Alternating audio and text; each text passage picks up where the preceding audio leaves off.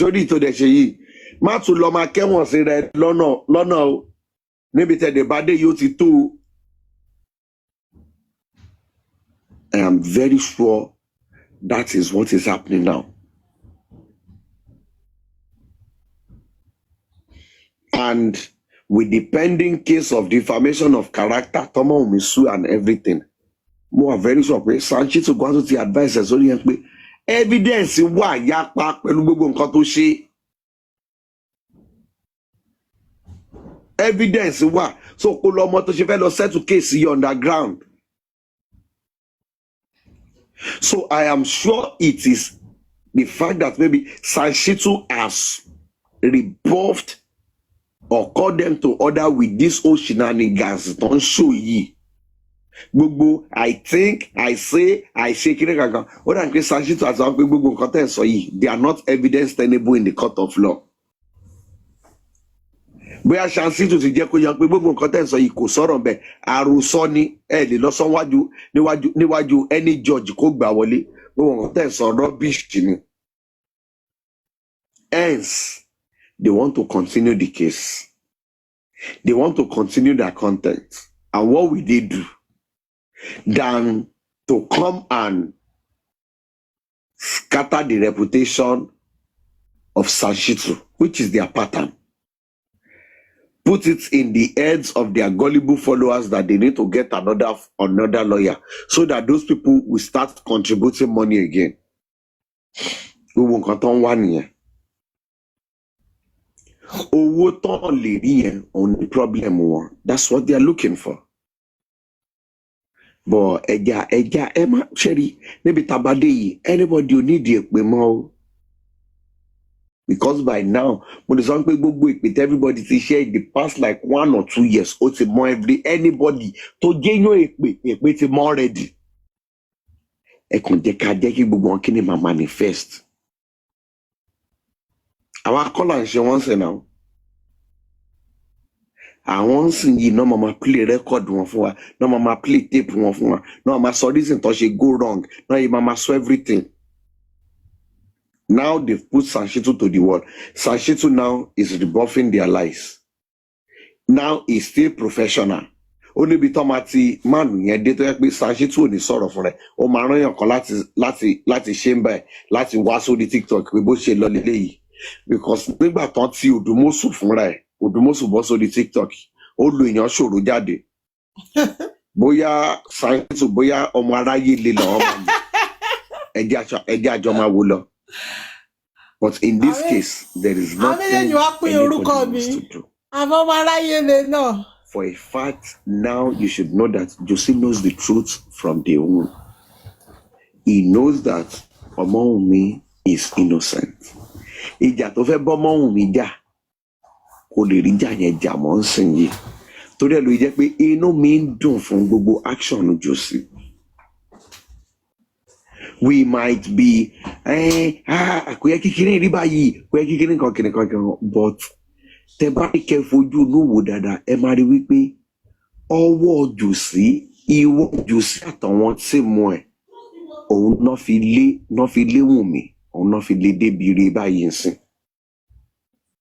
Because now it is clear to everybody that Wumi is not contesting anything with these people. So níbi tó ń dé sí àwọn náà máa contest nǹkan pẹ̀lú Wumi. Wumi ò tí ì bá yín sọ̀rọ̀ ogun rí. Wumi ò bá yín sọ wípé anything he has, let us get it this way, let us ṣe kankan. Josie ló ti ń sọ̀rọ̀ property láti day one. Josie ló jáde tó sọ wípé òun ò ralẹ̀ fún ọmọ òun rí, òun ò ra property lórúkọ ọmọ òun, báwo ni Mohbad ṣe máa ra property lórúkọ ọmọ ẹ̀. Nígbà tí Josie sọ kíní, Wumi has not even come out to refute it, to say, oh, irọ́ lẹ pa bàbá, ìkíní kan ni. Wumi has not come out. So Wumi ò tí ì bá yín sọ̀rọ̀ ogun, kò sọ anything. But fúnra yín gan lẹ̀ ń gbé solution lọ síbi ogun. Because with the way the court is going now, they will do the DNA. When they do the DNA and the court announces the result, by that time, lójú everybody to support Josie, I think their main intention will come out then and they would have answer to it. bóyá nígbà yẹn bóyá èèyàn kan fi wá sọ wípé ọmọ tó fi sílẹ̀ o kò ní right láti jogún bàbá ẹ̀ ní o wípé grandfather ló máa jogún bàbá nígbà tó lọ́mọ. I think by that time ọ̀rọ̀ àti sọ ti ara ẹ̀. Because if there is no issue of DNA and everything, the old dragging will be that the whole family should come together and they should share the property accordingly. Ṣùgbọ́n nínú kéèsì ẹ̀yin lẹ drag DNA fúnra yín náà. Tí DNA bá dẹ̀ ti show wípé ọmọ Mohbad ni Liam o, so which means Mohbad ò kákun nìyẹn ó lọ́mọ. So mo fẹ́ wá wo nǹkan tó yàn fẹ́ wá sọ nígbà yẹn wípé òkè o ọmọ ẹ o kò ní right sí property ẹ. But maybe these people will not like it is the grandfather that has the right over his son. These are the things we want to look at. But ṣe ni nígbà míì tí Ọlọ́run bá ṣe rere àmàmà ní pé ibi ló ń ṣe. Bẹ́ẹ̀ ni o. Àwọn Yorùbá dẹ̀ ti sọ wọ́n ní nínú rere ibi wà ń bẹ̀, nínú ibi ire wà ń bẹ̀. Now let me tell you one thing and I want us to look at it carefully. Gbogbo ibi tí Jòsí ti ṣe láti day one òun ló máa di ire fún Liam àtọmọ Wùmí at the end of the day. Because Jòsí ń sìn yìí fúnra ẹ̀ ló ti gbé gbogbo kinní yìí ló ti lọ gbé gbogbo property tó fẹ́ máa jàdù and everything fúnra ẹ̀ ló ti gádà ẹ̀sìn yìí tó fẹ́ lọ drop ẹ̀ sí ẹ̀nà ọ̀nà ọmọ Wùmí àti Liam. Because now the only thing Wumi needs to wait for is just for the courts to confirm the DNA. Once the court confirms the DNA, kò sọ̀rọ̀ ńbẹ̀ mọ́. Now let me tell you something legally. Legally now, let us even put this thing legally. Níbi tẹ́tí máa mọ̀ wípé Jòsí is a loser permanently. Do you know that if the courts should come out to say that Liam is the son of Mohbad, Jòsí has no ground to challenge anything. Jòsí cannot challenge anything. But if the court should come out and say that, oh, Liam is not the son of Mohbad, Wumi can still challenge it. Under the duty of care. Because Wumi will come out and say like, even if you are saying he's not the son, but this guy acknowledged him and he was the one taking care of this guy. Òun ló rí bí bàbá àtọmọ and everything. So you need to go and bring proof. Ibi tí Mohbad sọ wípé èmi kọ́ mo lọ́mọ yìí. Wumi can come out and say like, maybe this guy, there was something that was wrong and we both agree that we are going to do this thing this way. It is between both of us. Jòsí cannot deny it. The court cannot rule. In this case, there is no court that will rule that Liam is not going to be a beneficiary to Mohbad's estate. There is no court. And I'm very sure Sanshitu would have explained that part to Jòsí, and that is why Jòsí is holding on to Sanshitu. And the biggest loss, which I know is going to be their biggest loss, is going to be the court announcing in the eyes of everybody that according to the DNA, Liam is the son of Mohbad. Do you know with everything that has happened, Wumi can file a restraining order against Jòsí? Yet he shot him. O certain buruku. Oh God. Jòsí has lost this case. He has lost this case. Nǹkan tí ó bá òun kó fẹ́ fi claim anything lórí case yìí, he does not have it. Because I am waiting for the grounds which these people want to claim that Jòsí should have access to this boy. Because all Wumi needs to prove to court is all the video evidence. If it was so Liam is not Liam is a Muslim name that you did not blame him, or king ketoni family, the way you subjected this boy to curses and ridicule and bullying for like 2 years. So on what ground? The evidence are there that you are more of a harm to this boy. bẹ́ẹ̀ ni o. Because our father-in-law tó máa ń sọ wípé okay lẹ́yìn ikú ọmọ yín kan fún wọn access kan ṣe kíní kan ṣe nǹkan tó bá drag case lọ sí kan lọ́yìn tó lè sọ pé nígbà tó kú gan a ṣe ń ṣojúṣe wa a ṣe ń sanwó school a ṣe ń béèrè pé báwo lọmọ yẹn a fẹ́ sànni owó sí a fẹ́ fún lówó oúnjẹ ìyá ẹ̀ ní ò gbà òun ò ṣe kíní kan òun ni ò jẹ́ ká rí. But in this case, there is nothing Josie wants to claim. The ETV award that Adra was there to Jepun Logbomo and everything is an evidence. Ibiti Mama Moot, Jojo Ton Korin, Ton Kocha Shangili and everything is an evidence that every other member looked out for this son aside you. So Josie has no case anywhere. And don't forget the fact that in most of these cases, go and ask anybody. Any case, tó bá ti ń jẹ́ bí case ọmọ, ẹ fẹ́ lọ sí magistrate, ẹ fẹ́ lọ sí welfare, kan dájọ́ kan check it, go and check it. Most of the judges àbí magistrate tó máa assign some case yẹn obìnrin ni. mọ́dà ni bẹ́ẹ̀ ni. Obìnrin ni wọ́n. So there is no thing pé o fẹ́ lọ play empathy case kan wọ́n fẹ́ lọ ṣe kan kò sí ní court yẹn kò sí. Because everything this man has done there's an evidence for it. Ẹ̀wọ̀n kì í kẹtàn ní family wa wọ́n lọ́mọ yẹn gan ti kẹtàn. You subjected the boy to ridicule. Your followers were cursing the boy. Even on your own life, you could not caution them and everything. And the one who feel me, while I see court, become for last someone you marry. Oh, now. So in this case, my advice to Josie is just like enjoy it while it lasts. Because Josie has lost everything in totality. Àfi tí ọmọ mi bá kàn fẹ́ ṣàánú wọn tí ò fẹ́ dájú wọn as a whole. Everything ní ìsinyìí àti ṣu àtọ̀bẹ ọwọ́ Wumi ló wà. It is only Wumi that can decide if she still wants her son to be part of that family. Wumi can wake up tomorrow, once this whole case is over, and say she wants to change Liam's son name to Ilerioluwa, Abi Promise,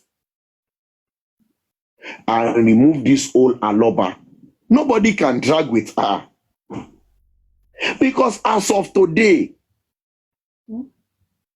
Josie cannot claim anything. No. They have nothing on Liam again. No. That family as a whole, they have nothing on Liam. Gbogbo DNA tá ṣe kàn ṣe pé kíní kankan. It is not to claim family wípé a ṣì jọ jẹ́ family o. Wípé bí a ṣì máa jẹ́ family àbẹ́ ẹ̀ ṣe family mọ́. It is subjected to the decision of ọmọ Wumi o. Because do you know that they can do this whole DNA? And once they establish it that this son, okay, Omo Mohbad ni, and Wumi will say that, you know what? Now that it has been established, Omo Mohbad ni and everything, I don't want to have anything to do with this family again. They drag here now. Because are you going to say Wumi should not move on with her life? Abi, do you think there is any court of law with what has happened? The question DNA, everything. Maybe fellow file custody for any court of law. What to fair listing say any case custody Liam again in Nigeria yini. Abi she ebeni mo kan ronú ni. Can you take the case of custody of Liam in Nigeria with the way you dragged this whole DNA issue and everything? Can you take the case of custody of Liam to any court? Okay, this child, we want to have the custody of him. We want to have access to it. All Wumi needs to do is to refer such case to the court. I mean, me understanding now.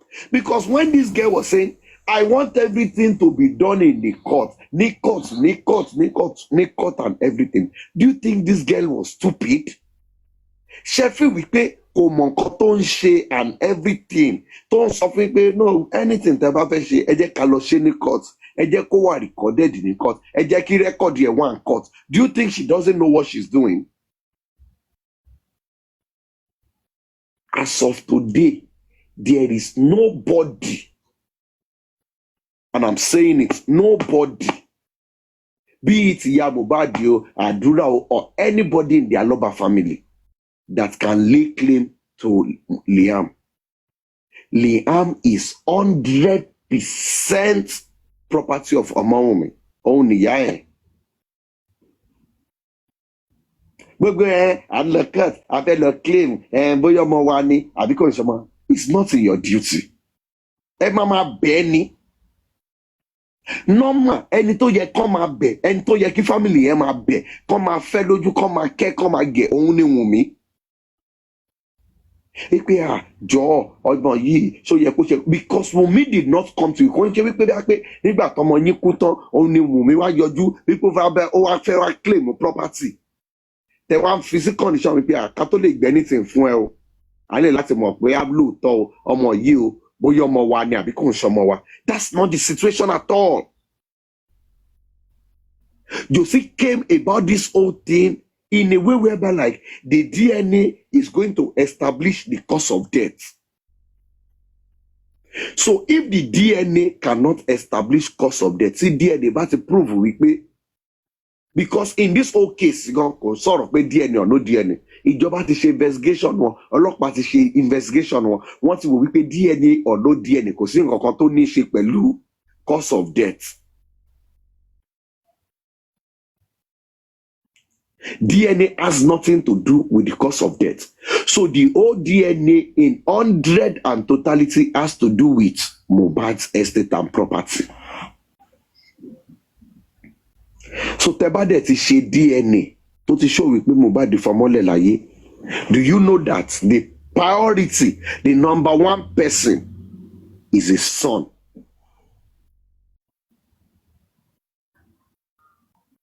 So family nsìn lè dé nsìn kẹ wá lẹ jókòó kẹsàn kẹ àfẹ wá sọ̀rọ̀ bá ṣe fẹ́ pín property ọmọ wa kò sí yẹn mọ́.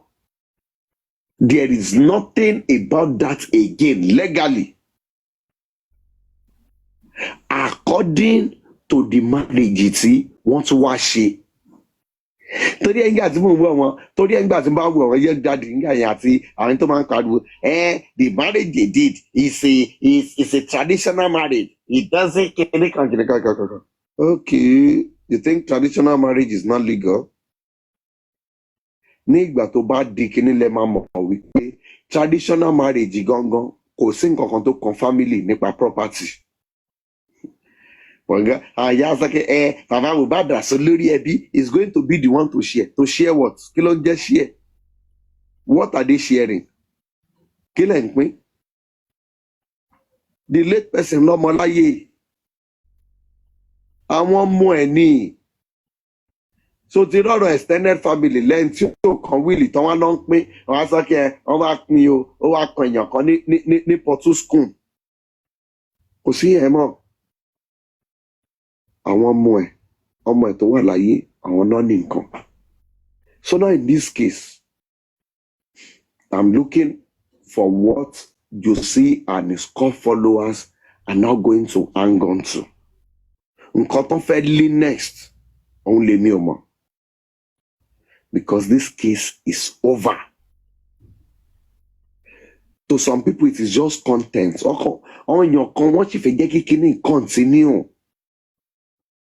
Ìyẹn ló máa jẹ́ kí ọ̀kan wọ mọ́tò láti Ìbàdàn lọ sí Àbújá o ti ẹ̀ ronú kàn kidnap ẹ lọ́nà kí ló máa lóun ṣe níbo ló máa lóun lọ kí ló lóun fẹ́ ṣe ókè báwo ló fẹ́ sọ wípé o tàn mọ́ Mohbad Razaki I want to go and protest for kí ló kún ẹ pẹ̀lú ẹ kí ló kún ẹ pẹ̀lú ẹ. The end is going to be the beginning. Ibi tí mo ti ń wo interview Josile nìyí èèyàn kan make a good submission kan ẹ try ẹ lọ tún live Josile yẹn ẹ lọ wo fídíò ẹ yẹn àti tó ti ń post recently ẹ máa rí wípé Josile ti ń padà sí Josile first day nígbà tí Mohbad kú yẹn ẹ lọ check yẹ dáadáa ó kàn ṣe ń fa kọ́ńgbé ni ẹ máa rí wípé Josile ti ń padà sí ẹsẹ̀ àárọ̀ Josile tá a kọ́ rí lórí ṣíà pẹ̀lú white singlet lọ́rùn yẹn ẹ máa rí wípé ẹ lọ check yẹ ẹ máa rí wípé ó ti ń padà síbẹ̀ díẹ̀díẹ̀ so it means he cannot last on the lies he has told over the years and the economist has said it that the ends will justify the means. So ẹ jẹ́ ká wà táwa ní bíbá yìí ẹ jẹ́ ara máa gbádùn ẹ jẹ́ ara máa wò wọ́n àwọn náà máa debunk ara wọn sìn yìí. We don't have anything to start stressing ourselves about anything tí ó bá ń kẹ́ anybody sọ lójú tèmi sìn you are right ni Wumi na you kill Mohbad you are right he suppose go carry am go okay tí wọn bá gbé lọ sí hospital lọ bá gbé ṣe bí bọ́dì ẹ wà ní military hospital Yaba ẹ lọ gbé kò sí nǹkan kan mọ́ sìn yìí ẹ jẹ́ ká máa wo fíìmù tó máa unfold o because it's going to be a long weekend so Josile ṣe live ń sìn yìí tá à ní rí ìṣì ń bẹ̀ tí rich gays onígun tó wá sọ̀rọ̀ tá à ní rán wọn láìdé. We are going to be here. Ẹ mọ̀ pé gbogbo ìtọ́ tó ń ṣe wọ́n ti ṣe meeting alẹ́ yìí o. They want to see face. Wọ́n á tún jáde lọ́la pẹ̀lú another propaganda. I'm expecting it. Láti wá defend nǹkan tó ń ṣe léni. Wọ́n lè sọ pé àwọn ọmọ ṣe báyẹn láti lè rí reaction àwọn èèyàn. Wípé kíní kankan, I know what they are still going to come out to do. There is nothing for these people again. Sherry, most of our people here, they were not here for justice for Mohbad. They were not here for Josie or anything. Josie don't feel non-support. Nísìnyí, ẹni tó ń tìtorí ẹ̀, ẹni tó ń sanwó PR and everything, ó ti jáde fúnra ẹ̀ gan. Wọ́n ti rí wípé iṣẹ́ yìí le kò ṣe whitewash. There is nothing they can do. Aftermath òun là ń rí yìí. Let them continue. Ibi láwa máa wà ó. Ẹni tó bá gbọ́ mi máa ń sọ bó jẹ́ pé 10 years lẹ́fẹ̀ẹ́ fi ṣe justice for Mohbad. Ọlọ́run ikú ò ní pa wá, àrùn ò ní ṣe kankan nu wa. Ọpẹ́ tèmi máa ń dún ní pé látẹnu bíi 2 years tó bá máa fi di next week Friday sìn á pé 2 years tí Mohbad ti lọ. Nínú 2 years yẹn àgbúrò ìbànújẹ́ ní side wa ń bíbá yìí. Àgbọ̀ pé èèyàn kan lose iṣẹ́, àgbọ̀ pé èèyàn kan sọkọnù, àgbọ̀ pé èèyàn kan lọ sọmọnù, àgbọ̀ pé èèyàn kan kú, àgbọ̀ pé irú bí kankan ò ṣẹlẹ̀ sí èèyàn kan nù wá ń bì. Ọ̀dọ̀ tí wọ́n ló ti ń ṣẹlẹ̀. Bíbélì dẹ̀ ti sọ ó ní pé etí wa la fi máa gbúrò àwọn ẹni bí. Ọ̀dọ̀ wọn ló ti ń ṣẹlẹ̀. In 2 years we are going to celebrate. I don't care what they are going to say. If they say it is when people are supposed to mourn. Ẹ̀yin lẹ mourn kò sí kankan tó kàn wá pẹ̀lú yẹn. But we are going to celebrate. Àti ráwọn èèyàn tó ti gba citizenship ń bí, àti ráwọn èèyàn tó ti níṣẹ́ ń bí, àti ráwọn èèyàn tó ti marry, àti ráwọn èèyàn tó ti bímọ, àti ráwọn èèyàn tí nǹkan dáadáa ti ṣẹlẹ̀ rí. Báwọn èèyàn ṣe ń ṣe business náà ń gba promotion náà ń ṣe gbogbo ẹ̀ ní bíbá yìí. But lọ́dọ̀ wọn lọ́hùn yẹn, have you heard of anything good tó ti Jerusalem wọn jáde? Ṣé ayọ̀ wọn ní other side yẹn ṣé ti ráyọ̀ kan tó lo 2 days àbí 3 days lọ́dọ̀ wọn rí. There is kò tẹ́ lọ nothing. àfẹ́dé gan kò ń lò. Kò sí nǹkan kan, kò sí nǹkan tẹ́lẹ̀ kà achievement. Imagine kí ni Bukky Jesse yẹn máa jáde kó sọ wípé kí Sanshito list achievement kan tó ti ṣe fún wọn lórí justice for Mohbad jáde. Ẹ̀yin tẹ́ gba SAN nìyẹn o. Ẹ̀ẹ́dẹ̀ máa bú lọ́ọ̀yà tí wọ́n ń bì báyìí pé lọ́ọ̀yà wa o ó wọ kóòtù kan ó ṣe kíní kan. Níbí báyìí tó bá ní ká máa ka achievement Barrister Kabiru a máa kà lóríṣiríṣi.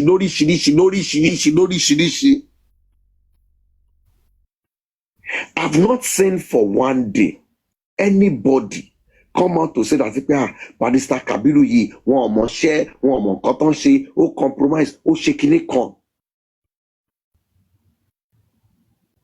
At least gbogbo alárí mi báyìí on the day of the last coroner inquest professionally Barrister Kabiru relating with Sanshito professionally.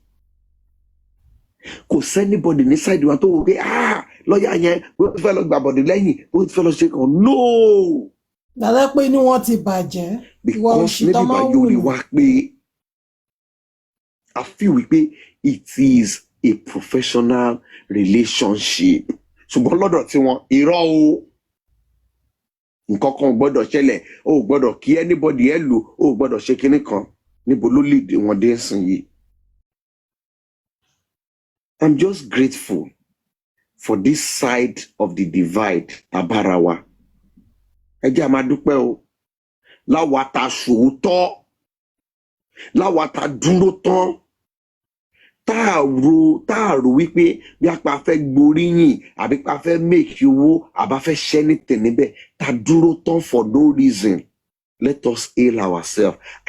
Mo gbé sàǹdàkátà, mo gbé kùndùsù fún gbogbo wa. For our amazing host, Sister Temi, I greet you. Anita Bella, Yaji Kandi, First Lady, and every other person, even President, or in life, I greet you for every panelist, for everybody who have had a voice. Lọ́wọ́n ọkùnrin wa dáadáa ń bì yìí, Mr. Dawa, Ọ̀túnba, Prof, everybody, even about tó ti lọ́gán, God's own, Escapade, Dabs, everybody. I swear. Ṣé kí n sọ nǹkan fún yẹn? A lè ṣe ní nígbà mi torí pé gbogbo àkànrà data kan tan data and one live and ṣe kíní kan yìí. Ẹ lè mọ yìí, you cannot know the gravity of what we've done. Nítorí wípé àwọn ọ̀tá ò lẹ́nu ọ̀rọ̀ lórí wa. Ká ní pé nínú gbogbo kíní yìí, wípé bí a pé a jábọ́ sílẹ̀ wípé àbí a rí dojútì or anything ni ẹ máa understand dáadáa. Ẹlòmíì ò nílé wá TikTok, ẹlòmíì máa delete account ẹ̀ ní TikTok gan, á lọ create mí ni. Just imagine kó kan lọ jẹ́ wípé bí a pé àwọn people lọ gbé evidence kan tó standard way against ọmọ mi. Níbo ni Rooster Temi fẹ́ wà? Níbo ni president fẹ́ wà? Ìran fearless should be me. Èèyàn ṣòro. Everybody mo lè fẹ́ wà wọn tún bá yìí. Àbí Mr. Joseph tó máa lọ everywhere, tó máa dé everywhere ro. Anita Bella, Pinky. Níbo lè everybody fẹ́ fojú sí ọ̀hún bọ́lí bí? Níbo lè everybody fẹ́ fojú sí ọ̀rọ̀ wo lẹ fẹ́ sọ? But let's just thank God. Wípé ọmọ mi gan ó jẹ́ ká rọ́rọ̀ sọ. Do you know what it means? Kó defend èèyàn tí ò ṣàlàyé ara ẹ̀ fún ẹ. You people don't understand though. Because bóyá pé nígbà bí àmọ́ gravity case yìí, wọ́n sọ pé yàn because ẹ̀sùn tán fi kan mọ́ Wumi, ẹ̀sùn pó pààyàn ni o. Ẹ̀sùn pó pààyàn ni o. Àdó dẹ̀ dúró. Sister Temi Ó dẹ̀ defend onítọ̀hún yẹn. Kò ń ṣe pé onítọ̀hún yẹn wá pè é sí kọ́nà kó ṣàlàyé fún ẹ pé àwa ò bí kíní ṣe rí leléyìí o, bó ṣe rí leléyìí o, evidence tó wà lọ́wọ́ mi ni o, evidence tí ò sí rí o. Wumi ò lè evidence kankan o. Wumi has no evidence. There is nothing for her to prove aside a word of mouth. And àwọn tó fẹ́ fún ní àbọ̀ táwọn lówó Like, do you justice know the funny thing is nǹkan tó this? fi wọ́n ṣe That's nìyẹn why fi wọ́n nígbà play míì game. tọ́wọ́n ẹlòmíì bá ń sọ ọjọ́ tí mo jáde tí mò ń sọ̀rọ̀ yín pé tí mo bínú pé àwọn èèyàn kan sọ̀rọ̀ bẹ́ẹ̀ ni pé wọ́n sanwó fún yín o wọ́n ṣe kí nǹkan ẹ̀ lè mọ nǹkan tí mo rò lọ́jọ́ yẹn. Do you know what it means? Awakọ̀ àti àwọn èèyàn kan ti bẹ̀rẹ̀ justice for Mohbad, wọ́n ti bẹ̀rẹ̀ sí ń support ọmọ Wùmí kí Wùmí gan fún rẹ̀ tó mọ̀ wípé àwọn èèyàn kan wà tó ń support òun kó tó wù wípé kí o jẹ́ kí n lọ síbẹ̀ ò kí n lọ kí wọn.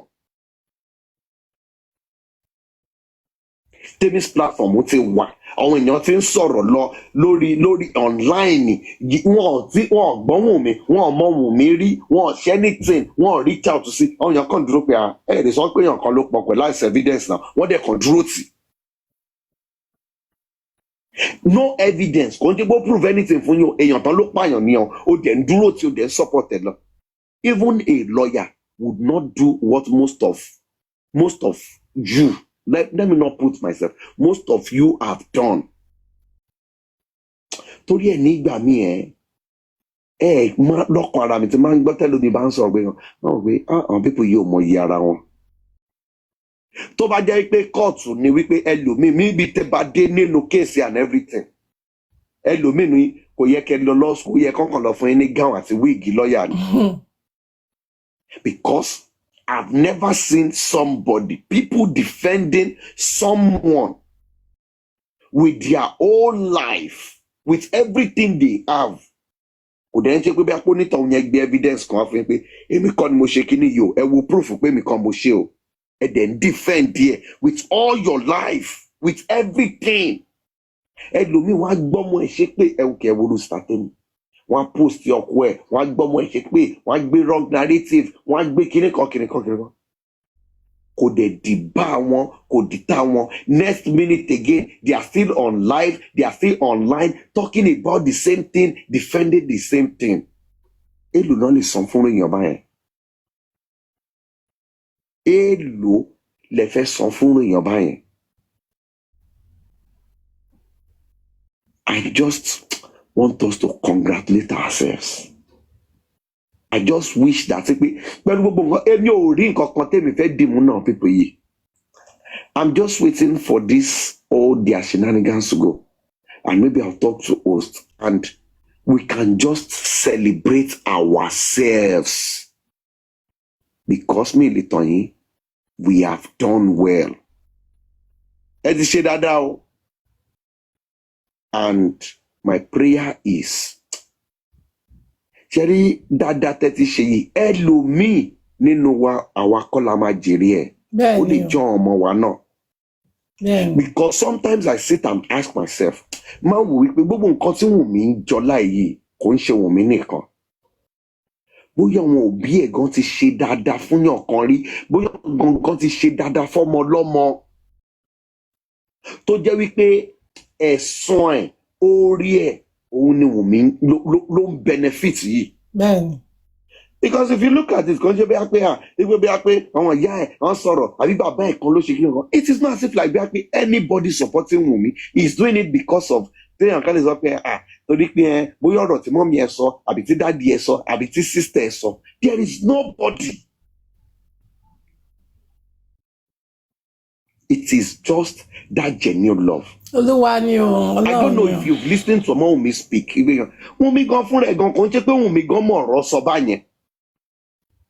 I'm telling you the fact. Kò ń ṣe pé mo jẹ gan. I've listened to her speak. Kò ń ṣe pé Wùmí is also good with her words like that. Pé kí ni kan. Òun kàn máa sọ pẹ̀lú passion bó ṣe feel ló ṣe máa sọ̀rọ̀ tiẹ̀. But in the midst of nothing, God has created something for this lady. Ipe gbogbo ibi, gbogbo kòtò tó ta gbé sílẹ̀ and everything fúnra wọn náà wá ń kó sí lẹ́yọ̀ kọ̀ọ̀kan. Ìyẹn gan tó fẹ́ni tó bá lóye tó dẹ̀ lójú kó jókòó kó wò wípé ọmọ yìí kò ń ṣe ń téèyàn darí sọ kó dẹ̀yìn lẹ́yìn ẹ̀. Because mi lè tán ní o kò sí anybody tó ti bẹnu àtẹ́lu ọmọ yìí tí ò tẹ́. O lè fi pé o ti sọ̀rọ̀ ẹ̀ láì dá, o ti ṣe kíní kan ó jẹ́ lọ in this moment. But tó bá máa fi kò gbà díẹ̀, tó bá máa wò síwájú díẹ̀, wàá rí pé gbogbo kíní yẹn onítọ̀hún yẹn máa tẹ́ níbẹ̀ ṣáá ni. Bẹ́ẹ̀ni. So that's why sometimes táwọn èèyàn bá ń ṣe pé àwọn òwe kíní yóò wọ́ ti èpè, kò sọ̀rọ̀ èpè ńbẹ̀, ẹ ní láti ṣépè fẹ́ anybody. Because èmi kàn believe pé bóyá nínú yàrá ní kọ̀ọ̀kan gbà mí, bí a ti ń bá kan gbọ́ nǹkan kan mi àbí tó listen sọ nǹkan mi, á kàn fàdàbí sí ni. Pé àdàbí nǹkan, ìwọ ẹni tó ń sọ̀rọ̀ yìí, bí àdàbí nǹkan tó ń sọ yìí tó bá jò tọ́ nìkan ni, á dẹ̀ kàn fi sin onítọ̀hún yẹn bẹ́ẹ̀.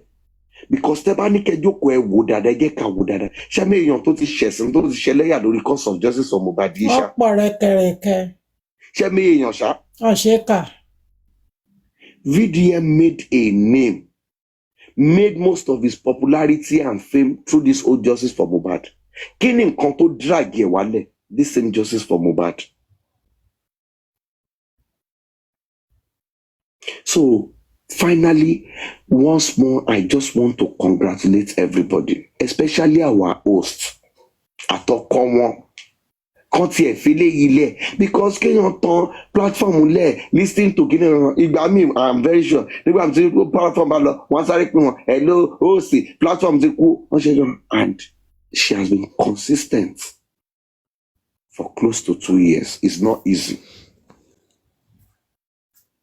I pray wípé every one of us tó ṣe kíní lóòótọ́ o, tí ò ṣe fún owó, tí ò ṣe fún fame, tí ò ṣe fún kárí mi, tí ò ṣe fún personal benefit, gbogbo wa pátápátá òun lọ́lọ́run máa san lẹ́san ayọ̀. Mi ò.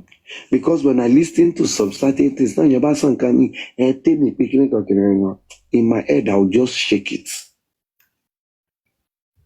Do you know what it means for somebody to have a platform like this that is having an average of 200 to 300 listeners every day, and this lady has not ever for once say that ẹ jọ ẹ ní yìí o, ẹ kàn fún mi ní 30 minutes àbí 1 hour kí n polówó business mi. Rather, she opened another account. She will open another account to go and advertise her business there. Èèyàn mélòó nínú gbogbo everybody tó ń castigate lady yìí ló lè ṣerú ẹ̀? Èèyàn mélòó ló lè ṣerú ẹ̀? Nobody. Yìnyín kéèyàn lè ṣe mí o. I'm not going to lie to you. Èèyàn mélòó nu wa la máa nírú platform tó wà active by tẹ́ pé gbogbo bí la ti ń lérò. Tí ò ní dúró tó wò pé èní yìí o, tàbá wà live èní yìí o, ẹ jẹ́ ń polówó ọjà mi o, ẹ jẹ́ ń tajà mi o, ẹ jẹ́ ń ṣe kíní kan ṣe kíní kan. This lady would not even do anything. Kò ń ṣe wípé maybe like she will now off this platform to go on a Gold by Temi kó lè ṣe kí wọn pé at least Temi bá tán platform ẹ ṣàwá síbí báyìí. She will leave this one á tún lọ tán platform á ṣẹ̀ṣẹ̀ wá máa ta business ẹ̀ lẹ́gbẹ̀ẹ́ kan. Èmi ò mọ báwọn ènìyàn ṣe máa ń ronú o. Èmi ò mọ o. She's not perfect, but to me, Temi is beyond good. Maybe because I come here or anything, but there are things that I pay attention to. Ìgbà mi ti máa wá tí n bá rí Gold by Temi lọ, why is this woman doing like this now? Ìṣẹ́jú mélòó ló fẹ́ fi wà bẹ́ẹ̀? Tẹ́ bá dẹ̀ máa fi wo gbogbo nǹkan tí Sister Temi fi ń wà lórí Gold by Temi yẹn, kò ju 2 to 3 hours lọ. 2 to 3 hours yẹn ṣé kò lè wá ń bí ni? I believe she would have even made more customers, more sales here. But this lady doesn't even want to mix it together. Ẹ máa ṣe justice in lọ, ẹ ṣàjẹun wà lẹ́gbẹ̀ẹ́ kan bí báyìí. And you still listen to some people. Kíní yẹn, òun ló fi make owó, òun ló fi ń ṣe kíní kan, òun ló fi ń ṣe kíní kan. May the Lord continue to bless you all, my dear sister. That's my own prayer. You and Itabella, the same thing. God bless you. because everybody àwọn people yìí àwọn host yìí gbogbo wọn náà níṣẹ́ ọwọ́ wọn but they've left their platform for the cause of this whole okay ẹ jẹ́ ká sọ̀rọ̀ let us do this everybody will come. May the Lord continue to bless you and every other person not tó ń ṣe business people like president pẹ̀lú pé bí president ṣe ń ṣe business tó pé kí ní kankan mélòó ni woman yẹn gan tán life wẹ̀. So I don't know when people say some certain things they don't understand. To me kini yóò kàn kí n ṣe platform about even this justice for Mohbad. That's why like in my mind every day sometimes things pẹ̀lú starting back also like man sọ fún man I can't wait for this thing to be over kọ́kọ́ gbogbo kangara justice for Mohbad wọn lọ síbòmí so that we all can even relate with ourselves as one family because that is one thing we've built here. Àti bára wa jà àti parí ẹ̀ eléyìí ti bú eléyìí àti gbọ́rọ̀ eléyìí ó ṣe kíní kankan everybody ti lọ àti build the level tó jẹ́ pé téèyàn kan àṣàkáṣà pé wọ́n á dá sí lára jàre kò sọ̀rọ̀ ń bẹ̀. May the Lord continue to bless everybody tó fi òtítọ́ tó dúró sí apá bíbá yìí tí ò ṣe torí fame tí ò ṣe torí iyì tí ò ṣe torí pé mo fẹ́ popular tí ò ṣe torí pé mo fẹ́ jẹ́ káwọn èèyàn mọ̀ mí and everything. Tó bá jẹ́ wípé báwọn yẹn ṣe ń ṣe báwọn èèyàn ṣe ń ṣe báwọn ti ṣáìdì jòsí and every other person ti ṣe ń ṣe ni. ṣe torí kámẹ́rà down. irú Mr. Pythagoras àti lọ́ọ́ máa tán live Mr. Dawa àti lọ́ọ́ máa tán live. The only time tèmi lè sọ pé bí a pé Mr. Dawa tán live nínú gbogbo kíni it was during Ramadan. But ẹ jẹ́ ká jókòó kẹ́wò ní sáìdì ọ̀dọ̀ wọn yẹn tẹ́mi èèyàn tó ń tan live lọ́dọ̀ wọn yẹn lọ́dọ̀ wọn jòsí yẹn. Gbádùkẹ́ ṣe máa tàn Làmínká ṣe máa tàn ní jòsí gan ṣe máa tàn fúnra ẹ̀ lérìsì ṣe máa tàn lọ lórí ẹbí ń tàn New York ń tàn everybody ń tàn lọ́dọ̀ wọn. Apariano. But on this side we've just believed that it is family. We don't need to divide anything. If Temi is not live, people will call Temi and start Temi, you need to come live. Sometimes you even see maybe like AIG is live or another person is live. Once Thomas maybe start Temi to deal, Abanita to deal. You hear everybody, once it's on live, we start Temi to deal, Anita to deal, oh yeah, Kamalo and everything. And I'm like, love will not to love. And for everybody who has been doing well in all of this, all I can say in this early morning, maybe tell me why you know me, the Lord will continue to bless you all. Níbi tó kù díẹ̀ sí lọ́dọ̀ yín náà, Ọlọ́run á bá yín parí ẹ̀. Ọmọ yín náà, níbikíbi tó bá rìn sí, ọmọ gbogbo wa lágbára Ọlọ́run, ọmọ gbogbo wa lágbára Ọlọ́run, àtàwa gan fúnra wa, níbi tá bá rìn sí báyìí, a máa bọ́ lóore pàdé, a máa bọ́ ọwọ́ Ọlọ́run pàdé. Ní iyàrá tá a sí ńbẹ̀, in rooms where we are not, people will mention our names for good. Amen. People will recommend us for good. Amen. Because any tá a rí tá a mẹyẹ tó ṣú, kò jẹ́ bí apẹ́ ẹ̀mọ̀ ìyá ẹ̀rí, kò jẹ́ ìpàdé ṣe hàn, òun lẹ́yìn náà dúró tì. Ní ti yín náà, ní ti gbogbo wa náà, Ọlọ́run á dúró tì wá kò dẹ̀ ní foníkálukú wa sílẹ̀. The Lord will continue to bless us all. Amen. So, thank you very much for this.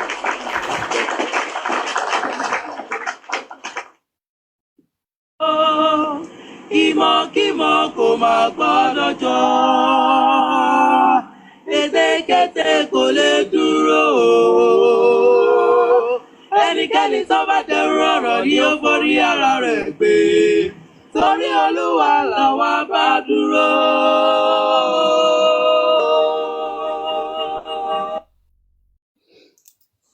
Wow. Thank you, sir.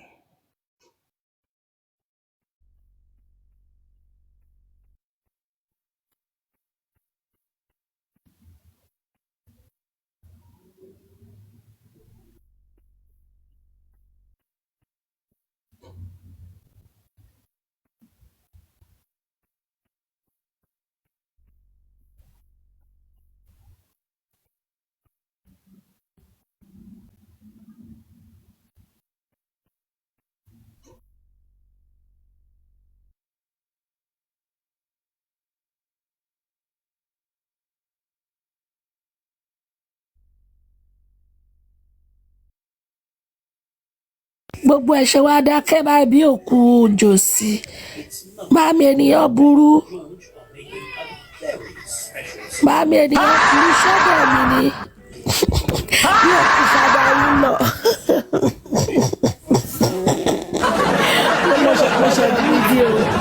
mo ṣe láti mute gbogbo ẹ̀dẹ̀ nsìn dákẹ́. ẹbí mo ṣe mute nsìn yìí ni mo mute kò tí wọ 30 seconds. kò sí kankan nínú wọn ta ni. ẹ má dá president lóhùn nǹkan tán fẹ́ sọ lọ́n ti padà sọ yìí wọ́n mọ̀ pé ṣẹ̀ṣẹ̀ mẹ́sẹ̀jì tán fẹ́ pàṣẹ lọ sáré pàṣẹ yẹn.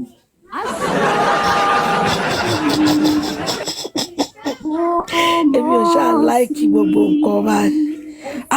èwo tún ni ìbọ̀lájà sí.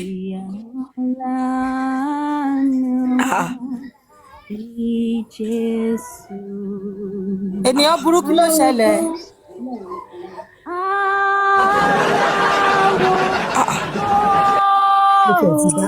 ó dá báyìí ó dà bọ̀. ó ti dá bí tá a dé yìí.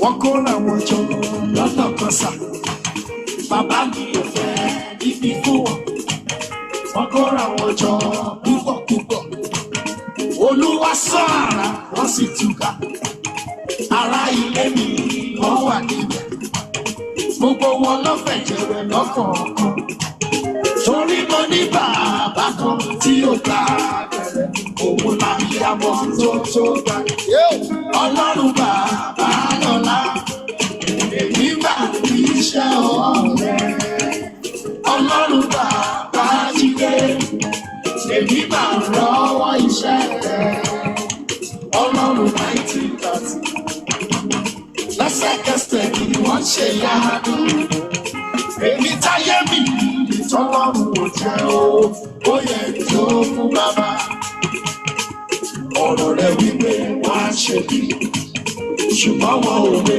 rí mi gbèsè ọ̀rọ̀ rẹ̀ wípé wọ́n á gbógun ṣùgbọ́n wọn ò lè borí mi wọ́n kó làwọn jọ lọ́nà kan sà wọ́n sá kàbàkàbà lọ́nà méje wọ́n kígbe mọ́ mi lọ́nà kan sà wọ́n gbọ́ jìbìjìbì lọ́nà méje nítorí mo ní bàbá kan tí ó gbà bẹ̀rẹ̀ òun lábí àmọ́ tó ọlọ́run bàbá lọ́la èmi máa ń fi iṣẹ́ ọwọ́ rẹ̀ ọlọ́run bàbá jíde èmi máa ń lọ́wọ́ iṣẹ́ rẹ̀ ọlọ́run 1930 lẹ́sẹ̀kẹsẹ̀ ni wọ́n ṣe yáàdù èmi táyé mi ìtọ́lọ́run kò jẹ́ ó yẹ tó fún bàbá ọlọ́run Jósẹ́fù ayọ̀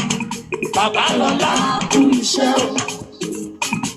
ọlọ́run ìpìlẹ̀ sí èsì àrùn níṣẹ́ ọwọ́ rẹ̀ májẹ̀mú ìgbà mi ó ń sòkú dáadáa májẹ̀mú ìgbà mi tó ń aboyún bí wẹ́rẹ́ májẹ̀mú ìgbà mi rákọ́ fi ń sọ̀wọ́ àlàkóso májẹ̀mú náà ò bàjẹ́ ó ń bẹ síbẹ̀síbẹ̀ ọlọ́run wa ó sẹ́yìn o májẹ̀mú náà ò bàjẹ́ ó ń ṣe bí ti gbà bàbá àbáṣẹ ọlọ́run bàbá lọ́la èmi máa ń fi iṣẹ́ ọwọ́ rẹ̀ ọlọ́run bàbá jíde èmi máa ń lọ́wọ́ iṣẹ́ rẹ̀ ọlọ́run 1930 lẹ́sẹ̀kẹsẹ̀ ni wọ́n ṣe yáàdù èmi táyé mi ìtọ́lọ́run kò jẹ́ ó yẹ tó wọ́n yẹ jó fún bàbá wọ́n yẹ jó fún bàbá jó jó jó jó jó jó jó jó jó jó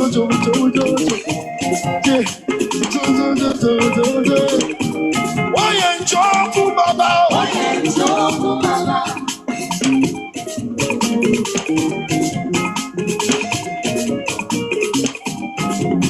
máa jó fún bàbá. Ó yẹ jó fún bàbá. Ó yẹ jó fún bàbá. Ó yẹ jó fún bàbá. Na na na na na. Ó yẹ jó fún bàbá. Ó yẹ jó fún bàbá. Ṣé ni máa jó fún bàbá? Ó yẹ jó fún bàbá. Ó yẹ jó fún bàbá. Ó yẹ jó fún bàbá. Ó yẹ jó fún bàbá. Ó yẹ jó fún bàbá. Ọlọ́run 1930. Lẹ́sẹ̀kẹsẹ̀ ni wọ́n ṣe yánu. Èmi táyé mi tọ́lọ́run kò jẹ́ ó yẹ jó fún bàbá. Pé ọmọ yòó ṣe ọmọ Mohbad pé ó ti confess rí àmọ́ pé gbogbo yẹn náà ẹjọ́ bá wọn fọwọ́dì gbogbo bẹ̀yẹn ẹjọ́ torí Ọlọ́run. Wùmí ò ṣe ìyàwó ṣá. Ẹjọ́ ẹ̀yin èèyàn yín comment section tẹ wà bẹ́ẹ̀ látàárọ̀. Ó yẹ ẹ sọ̀rọ̀. Ok, wọ́n ti dé, wọ́n ń béèrè nǹkan tó ṣẹlẹ̀. Ok, thank you. Ìmí tèmi ni ẹ bá mi fún ẹ kọ́ fún ẹ kọ́ lọ fún. Ó ní kẹ́ ẹ ṣọ́.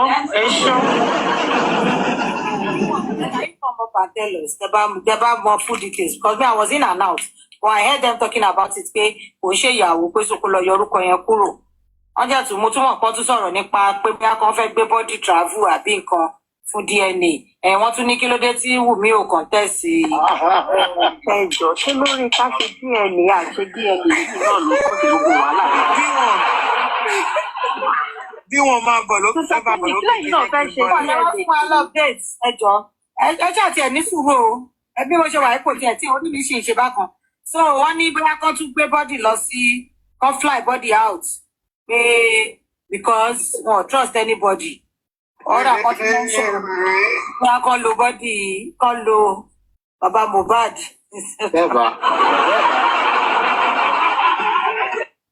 bẹ́ẹ̀ bá bínú bẹ́ẹ̀ bá lè bínú bóyá ká múlẹ̀ ẹ̀ kọ̀ọ̀kan tọ́lá bá lè bá wa yanjú ẹ̀ tá bá lè rí parí lálẹ́ yìí dédé.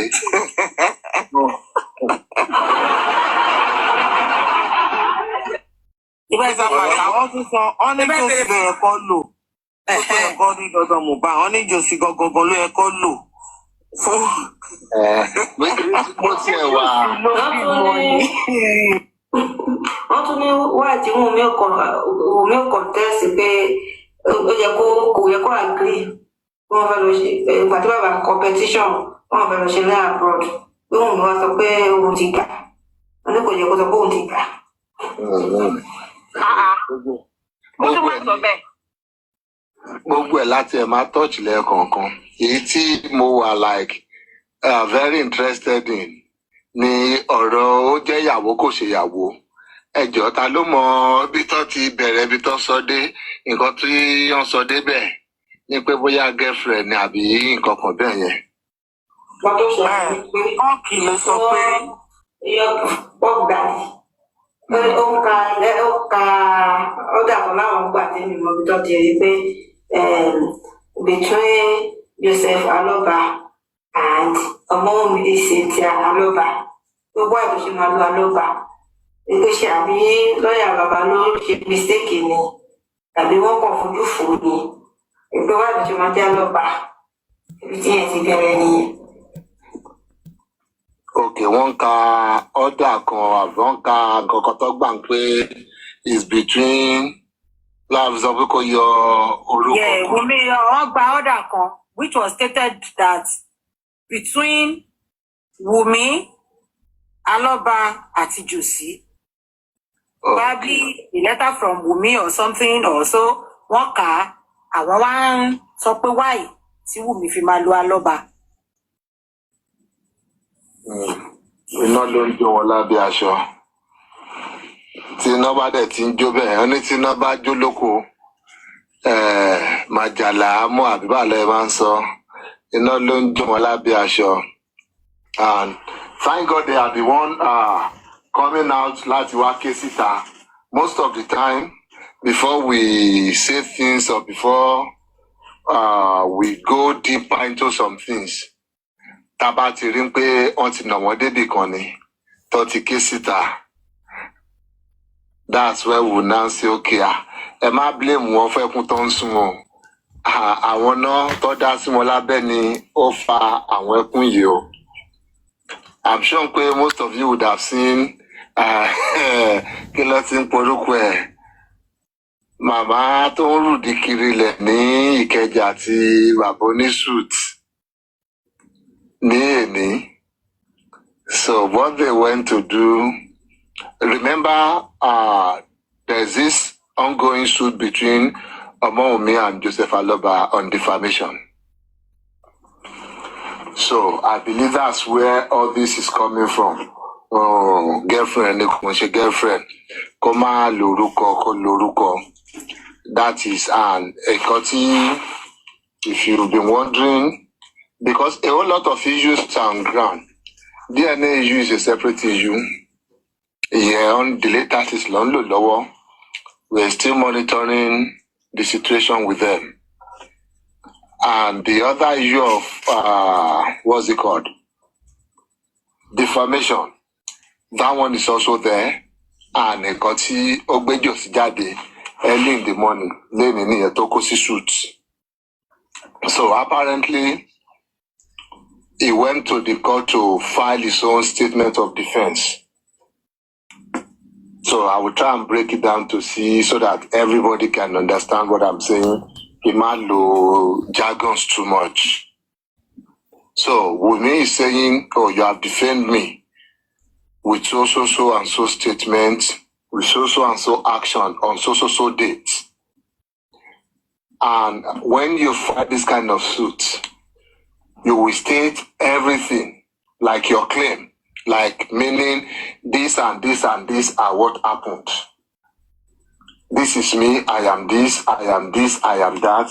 This is what happened to me. This is why I'm bringing this suit or this case to the court.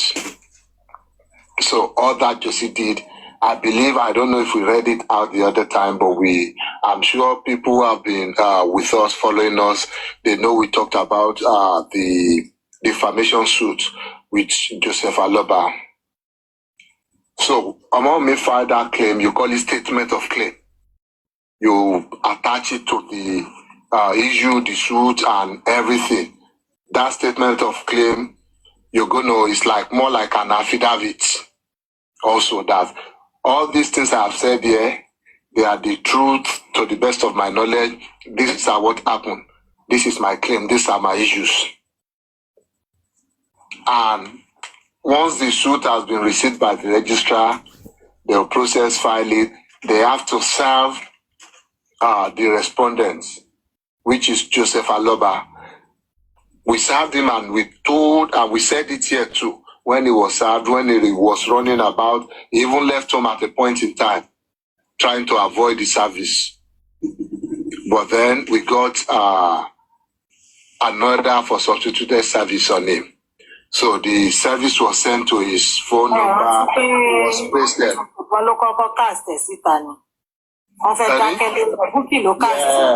Yeah, exactly. They are usually the one, last cast here. We know we didn't say anything until Buki JC also said it. And I was okay, yes, this is what happened. Because we are but what about Bewa Lafefipa so to say. So that one was served on them. So at that point, there's nowhere to hide anymore. It's more like the court has told them, this action is with us. You have the right to come and defend yourself against whatever this person is claiming, or you can just be silent on it. No issue. The judge will find judgment against them if the claimant can satisfy some of the claims they have made. If you don't show up, it means you are conceding to whatever has been said by the claimant. So today they went to court to file their own statement of defense. So the statement of defense is supposed to look at the statement of claim of the claimant and say, no, claimant in something in Moshe. So it's supposed to be a counter. It's supposed to counter the statement of claim. So, and that's where all you've been hearing today about ẹ jẹ́ bá wa tap o is pa coming tap. out. And it will be funny at the end of it. So, part of the statement of claim of Wumi, normally when you start statement of claim, you will have to identify yourself, myself, so, I am this, I am that, this is where I live. So person has done this to me, this is the relationship between us, and these are the things he did to me. You now go into what your claims are, the nucleus of your claim. So when Josie was to respond, Josie dealt with the, in quotes, non-relevant issue, in this case, as usual, deflecting, and left the relevant ones. The issues he should be defending or trying to defend himself against, he left that out of it. So part of the claims was of Wumi is after stating her name, she stated that, oh, I am the widow of Mohbad. We were married on so date. We lived together. We gave birth to a son. My father-in-law was there for the naming ceremony and things like that. Let me see if I can lay my hands on it. I can read one or two lines because, you know, it's always long. It's like 3 pages, but hold on. Where's my phone? Let me see if I can get hold of it. So that this discussion, I'll hear everybody that where it's coming from and where I'm going to with it.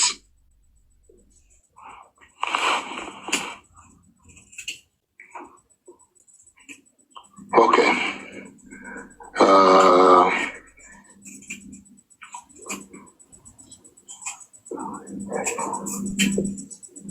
So, statement of claim. Number 1. The claimant is the widow of the late Afrobeat musician, Mr. Aloba Promise Oladimeji Aloba, popularly known as Mohbad, and resides at Royal Pine Estate, Orchard, Lekki, Lagos. The defendant is the father-in-law of the claimant and resides at the address. The claimant, that's number 3 now, and the late Mr. Aloba Promise Oladimeji Aloba were joined under the Yoruba customary law, in only matrimony under the Yoruba customary law, on the day 29th of January 2023, and was blessed with a son named Liam Aloba. The claimant averred that she and her late husband showered each other with so much love and affection, and that she gave everything in her life to the success of the marriage to her late husband. That since the marriage, the claimant and her husband lived peacefully and harmoniously while enjoying marital bliss. The claimant avers that the result of the love and marital bliss she enjoyed with her husband was the birth of their only child of the marriage, Liam Aloba, born with love on 12th of April 2023, whose naming ceremony was conducted with much euphoria and fanfare. And the defendant, that's Joseph Aloba, was in attendance and celebrated with the couples as the father-in-law. The claimant, when you hear claimant, that's Wumi. The claimant pleads and shall rely on the pictures relating to the marriage and the naming ceremony of the son, Liam Aloba. The claimant avers to the knowledge of the defendant. The late husband showered the son, Liam, with so much love and affection, and even have a tattoo of the boy on his body. So on and so forth. We cannot finish it today. I just want you to have a feel of how statement of claim looks like. So down the lane, then all these things is like building the narrative, the case, so that when the judge now suddenly finds out somebody is claiming a man is going on there to call me Ashana or to infer that I killed somebody, the judge will be able to connect that. What's the relationship between you two? Why are you guys calling yourself Ashana or saying things about yourself? So if you now go down in the claim, the statement of claim, that's where you will now start hearing when the claimant is now talking about whatever the defendant did.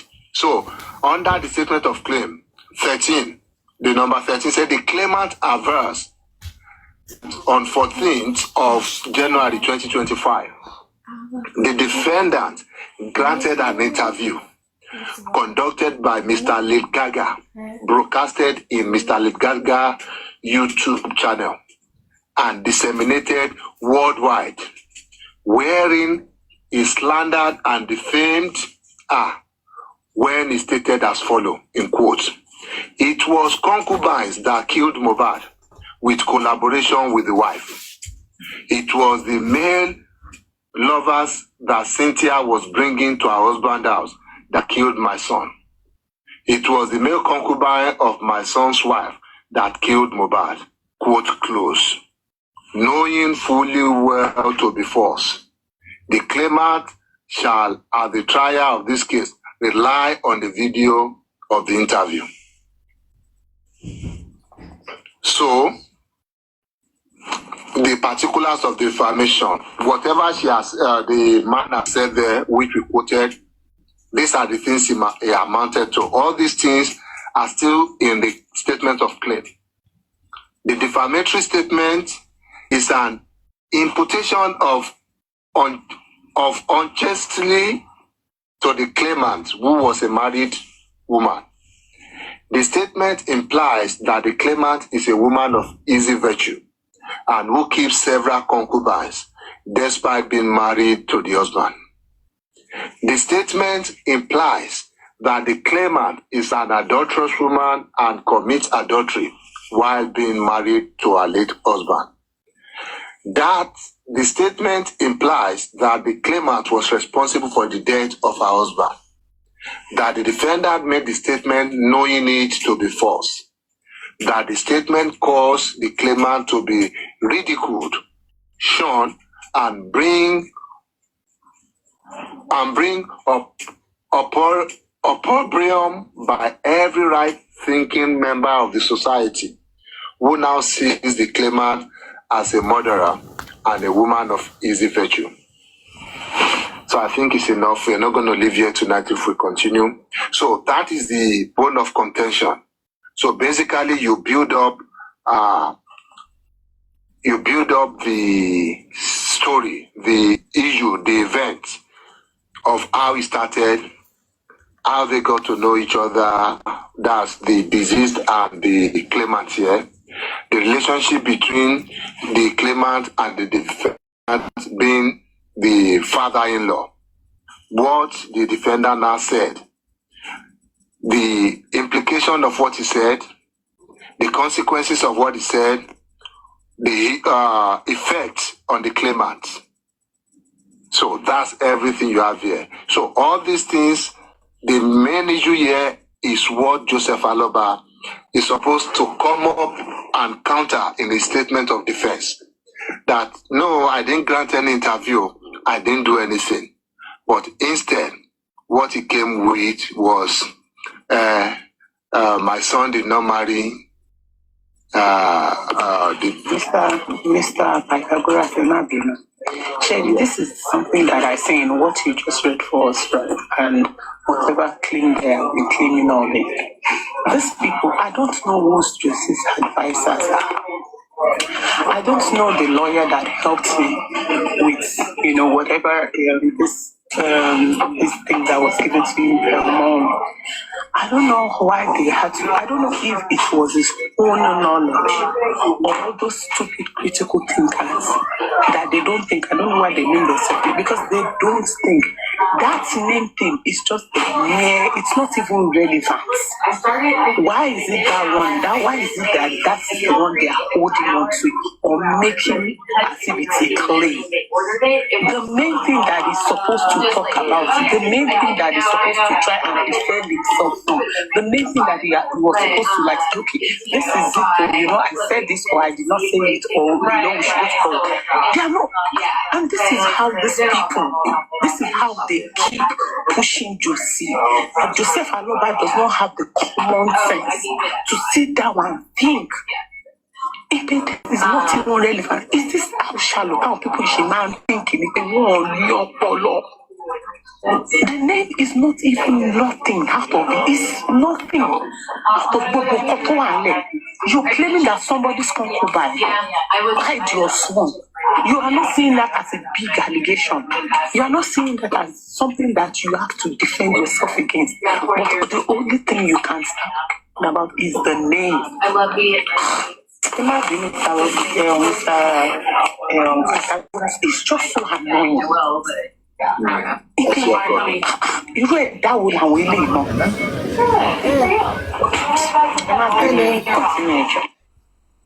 Yeah. So when Joseph Aloba wanted to reply to all those claims, I'll read some of his own statement of defense here.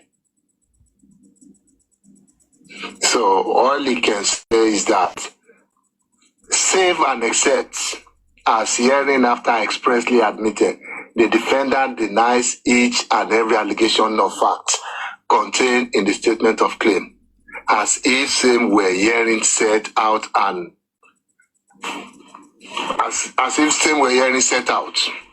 So the things he said for each of the statement of claim is supposed to respond to them. So he said he's denying the whatever the claimant is claiming in paragraph 3, 4, 6, 7, 8, 11, 12, 13, 14, and 15. That the claimant should come and prove it, which is fine. Because if you say somebody has done something for you, to you, you'll be the one to prove. When you allege, you have to prove. But then we all know the videos are there. That's all this case needs. You granted an interview, and these are where your words. All they need to do is play that interview back to him. Was this you, or your duplicate, or somebody else?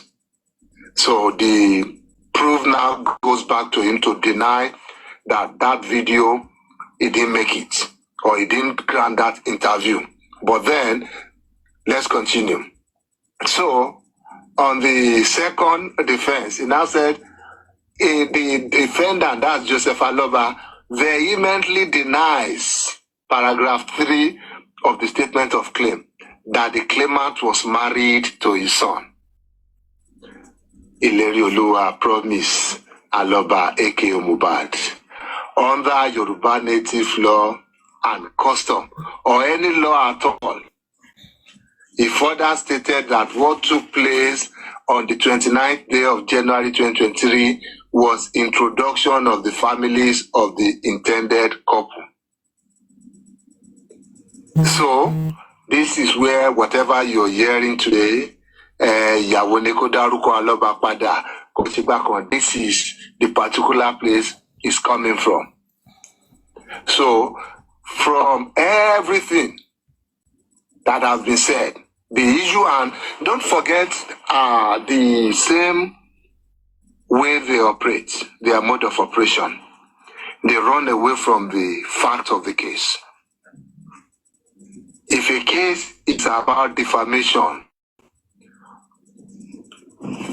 you defame me, you didn't defame me, and you're supposed to defend yourself. All Joseph Aloba is saying here is that mom is not married to my son. Tell me, even without any legal foundation or knowledge, how does that defend you against whatever you have said or whatever they're claiming you said? Is my network okay? Okay. So how is that supposed to defend you?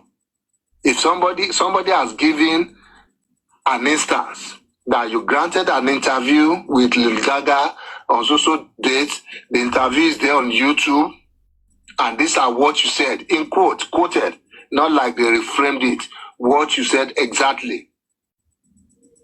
And all you can say is that he didn't marry your son. He was not married under the Yoruba custom.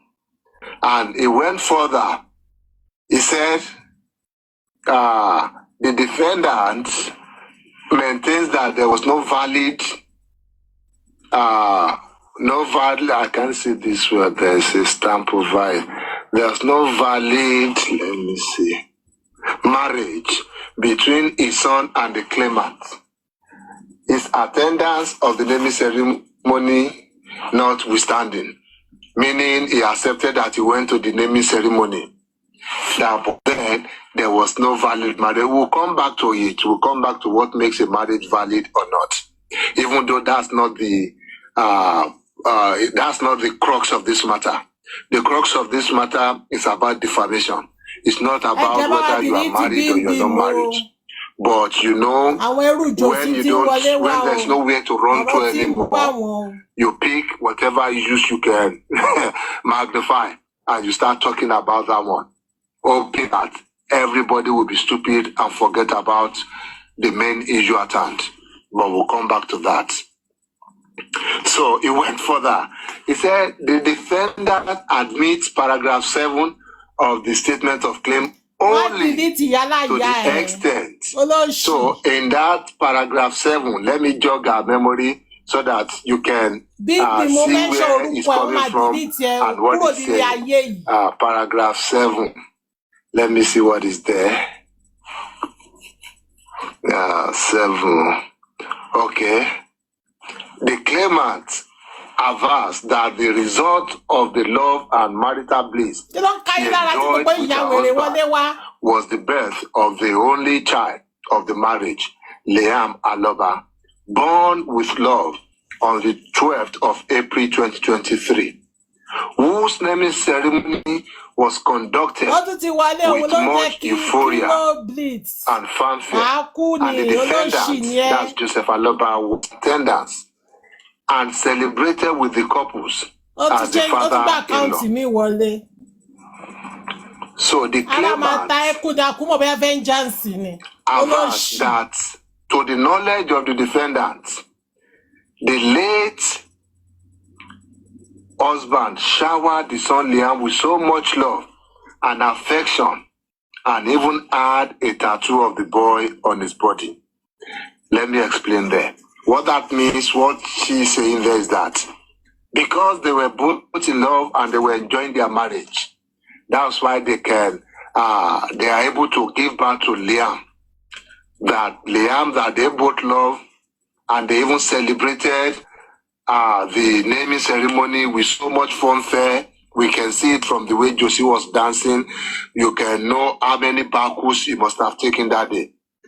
And the second part of that paragraph, which Josie is now talking about, is that to Josie's knowledge, that is, Josie knowingly, he knows about it, that, what's his name? The late Mobad showered Liam with so much love and affection.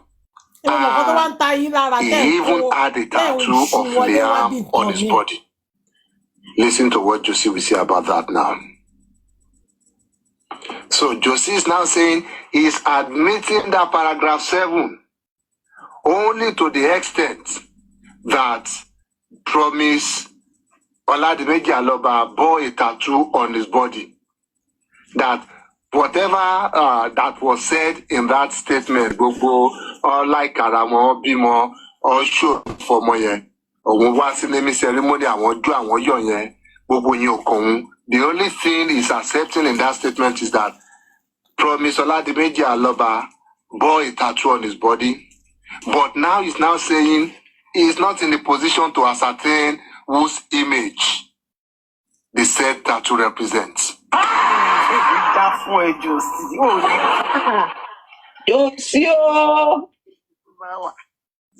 Jose Mayana. He doesn't know.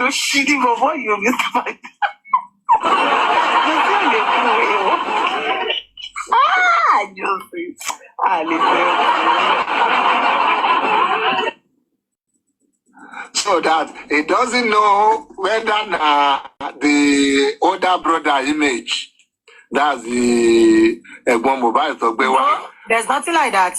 Orí ọmọ mi ló wà ńbẹ̀. Whether now he doesn't know who's that or whoever is in the image of that person.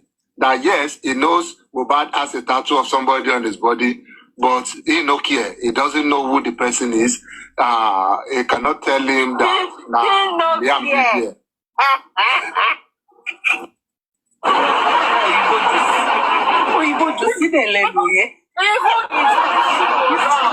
It's critical morons that attest to it. Liam, but it's okay. Mr. Oyiboju, ṣé kò ṣe pé tí ó bá pẹ́ láàárọ̀ ṣó ti ń jọ ṣé ṣe pé tí súnmọ́ jù sí Olóyìnbójú sílẹ̀ lò yẹn o. What is money? So he now went further. He said, contrary to paragraph 8 of the statement of claim, the defendant avers that he is not in position to determine if the claimant was loyal and adhered to the marital vows, if at all, in quotes, and protected what belonged to his deceased son. The defendant hereby put the claimant to the strictest proof of averment therein contained. So he's now saying, yes, his son died under questionable circumstances.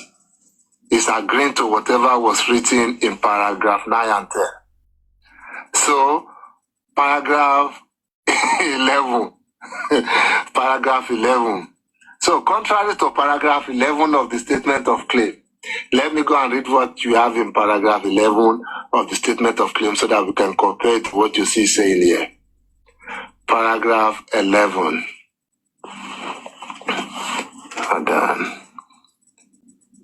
So paragraph 11 in the more misstatement of claim is that the claimant aver, that's, I'm sure we know what that means, that since the demise of her late husband, she and her son had continuously suffered barrage of cyberbullying by people who are the enemies of her late husband and are fingered as being complicit in his demise. So that's what the mom is saying, that this one has nothing to do with Joseph Aloba directly, but like I said, when you're making your claim, you put everything that has to do with the issue forward. That yes, since my husband died, this is me, I am married to this man has died now. Since this man died, my son and I, we've not been given the chance to even mourn him. We've been cyberbullied by people who are enemies to the late husband, and even people who have been pointed or fingered as being complicit as aver in the death of or the demise of the boy. So now you see talking about that place. So contrary to paragraph 11 of the statement of claim, the defendant avers that he is not in the position to admit or deny that the claimant has continuously suffered barrage of cyberbullying by people who are the enemies of her late husband and is fingered as being complicit in his demise. Basically meaning, I don't care whether they bully you or they don't bully you. I'm not in the position, I'm not seeing it. I cannot say that they've been bullying you and I can still not deny that they've been bullying you. So he's staying out of that one is none of his business. So he's now saying in paragraph 12, in this one paragraph 10, that he is denying whatever is in paragraph 12 of the statement of claim, and that he did not at any time spew any despicable or disparaging statement against Wumi and her son in any interview granted by him or any interview at all. And he's saying Wumi should come and prove it. Father-in-law, I was starting meeting the dementia.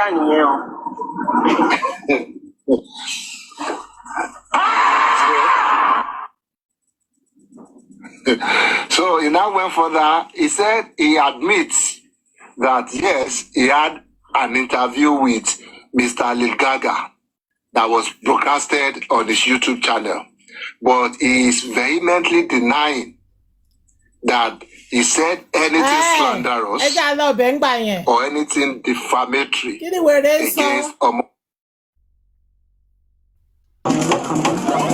high, low, free souls go only well.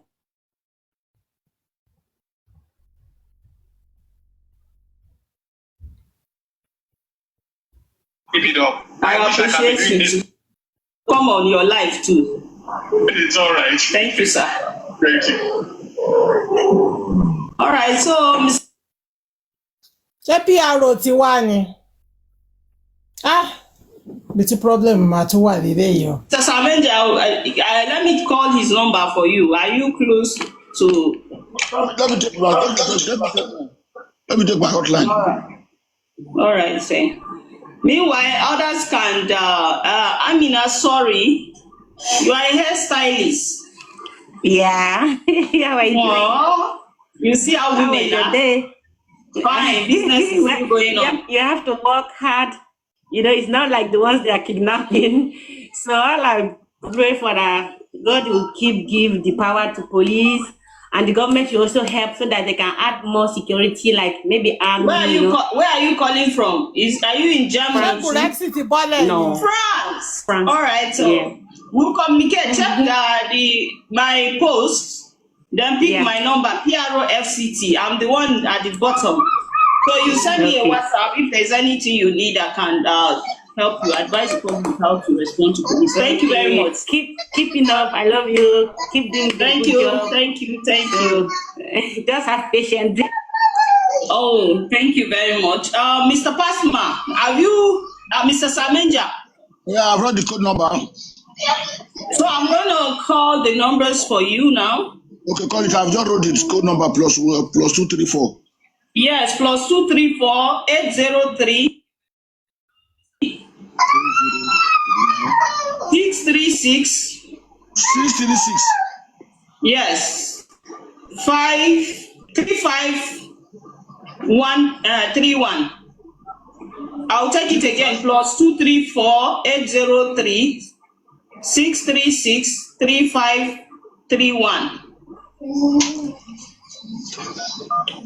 All right, thank you very much. Yes, thank you so much. Thank you. Hello. Are you there? Wumi, that word that we read out that was quoted, what he said, that he never said anything like that. That Wumi should come and prove it. So he's now saying, so he went on saying he didn't defame without anything to defend himself. So he's putting himself at the mercy. That's what all this means, because if you cannot refute something with evidence, you're putting yourself at the mercy of the claimant who has evidence with them. You're putting yourself at the mercy. So basically, where this is where it has been coming from, that Wumi was not Yawa.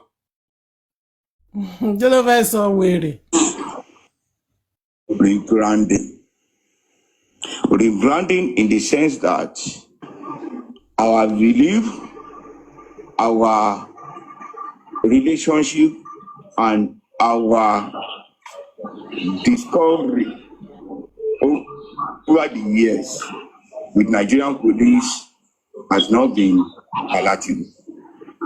But coming out here like this, to engage the public, is like you are trying to create a synergy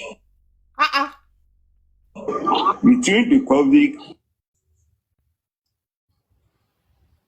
and Nigerian police in getting. Is it my network?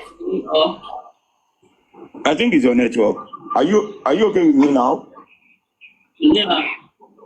Yes, okay. I'm listening. So, it's just like it's like creating a synergy, a connection between the public and Nigerian police, which we have been lacking all these years. If it is the IGP that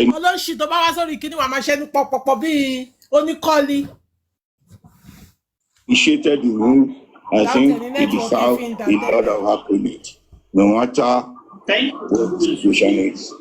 And I want to say that what you are doing should be a challenge to all PROs in the Federation. You inclusive, we are talking about 37 PROs, 36 states plus FCT. You are the only one that has been engaging us, the public, over the period of this time that we are trying to. That is why we are bringing the problems of another state to your desk. Just because those PROs are not providing a platform of engagement as you are doing. And I want to believe that they too, they will take a new leap and take an initiative of what you are doing. The citizens are the one who the police need for their effective delivery of service. And if they don't engage the citizen, they will be lacking in what they are doing. And most importantly, for the little time you have engaged us, I know and I can say the mentality, the orientation, the Nigerian towards the Nigerian police has changed to some extent. Thank you. And if all the PROs can emulate that, we'll be able to engage them. And another thing is this. I am from Lagos, and the issue I like to clarify is a Lagos issue. But before I do that, I want to congratulate the former Lagos State PRO, David, who has just been posted to Abuja as the first PRO. Sorry, Ratel movement, you are back again. Today you are telling me good evening. I hope all is well. The other time you were calling me names, which was not nice. Sorry. All right, sir, please can you round up? Yes, because others are waiting. I have not started. I'm coming. He is also a Ratel sympathizer. So now the thing is this. I want to ask you a question, ma'am. As a Nigerian senior police officer, and in Nigeria practice and system, there is a creation of whistleblower. If a whistle is blown at an action or a reaction, at what point will police react to a whistle blowing? At what point we react to whistle blowing? Yes, when you are there. React in what way? When you I don't know what you are trying to. Let me clarify this to you. Because I don't understand. Like, it's not every crime that someone will come out to say, I was there, I saw it. Whistle blowing could be in any channel. It could be a letter writing It could be a social media alert. It could be in any form that you are alerting the public that this is what happened. In a way that I need an incident had been blown out. At what point will police react? Or they wait for somebody to put 20 people to write the Nigerian police? I'm not getting you because you are breaking. At what point, when you report a case to us, we handle. When there are cases that even online, when we see cases that are very, very, they needs our attentions, we react. So I don't know if there's an instance of a particular case that needs police action. The particular case We will is... call our attention to it so that we can quickly handle it. Hello. Are you hearing me? I can hear you loud and clear. Did you hear what I said? I said there's a particular case that you want to call our attention to. Please just say it. So that is why I'm here. Yeah, can you hear me? Like I am interested in the case, or I am citing the case of Mowad that VDM alerted as whistleblower to the public of looking into what the guy has been saying. I don't know at what point police will react to those information, either authentic or not, or investigate the matter. So because you can as well write a petition to us so that we can look into it. If you really want us to look into some concerns, you write a petition to the Inspector General of Police that, sir, I have this evidence attached with with the petition. Then you tell the Inspector General of Police your concerns and areas which you feel that should be looked into it. Once you write this, you are giving him, and he will now assign people to investigate. So that's how to go about it. Okay, it has to be that someone will write. Yes, you have to write. You have to write. But just like the other day, I was talking about cyberbullying, and people said some people are bullying people online and trolling and dragging people online. And I said there's an act, actually cyber crime act, that you can actually write. If you want the police, don't just go online and put things. If we start investigating a case and the person said the person said he doesn't want to go with the case, what do we do? But if you report a case or you write a petition on any issues, definitely the police will look into that issue. So please, as you have some concern, write a petition to the Inspector General. Attach this. So please, I will have to drop you because you've been talking for long. Let others talk. No. I have a critical concern that I need to call your attention to. So you have to call me back. Let me listen to others, please. Yes. Because some people have been dropping. They are saying they want to talk. Because there are fundamental situations that I need to call your attention to. Very fundamental and very crucial. Okay, please, you have 2 minutes to do that so that others can actually go on. Thank you very much. I think last year on the 2024 June 5, 2024, there was there was a petition written against Wada. And the petition was related. Evil Casa, please mute your mic. Ma, please, we have to see my FT. Let's together our phone. Please mute your mic. Somebody is talking, and okay, ma'am. It will get to your turn, please. Okay. All right, go ahead, please. This petition written against the man was as a regard of the petition is Leyston Road, and it was alleged. You said it was written in Lagos, right? Yes, ma'am. So let me tell you this, and maybe it will clear you. If there's a petition or there's a case being investigated in Lagos and you don't like the way they are handling the case, it is your right. It was not investigated. It wasn't investigated. Look, my comfort has been with Nigerian police since last year, June. I've missed 3 of us visa invitations. Visa invitation, I didn't invite you. I'm not understanding him because your voice is sounding somehow. So, and you are not letting me ask you can understand me. Don't let us play. Don't let us play to the network. Let's take, as in, let's be patient. I beg everybody in comment section, are you hearing him? Because the thing is like he can't make his points very well, so I'm not understanding him. So please, if you can make your points very well, I want to be nice because you are not getting, you can't even put your points together. That's what I mean. Okay, man. So I'll have to drop you. Thank you very much. Let me send on that 1 minute to put it together to you, so that you can get clarification on it. He has made other people to drop because he cannot even construct his sentence very well for us to understand what he's saying, and he's being impatient. So please, Mr. Kingsley. Good evening, ma. Good evening, sir. I'm calling from Italy.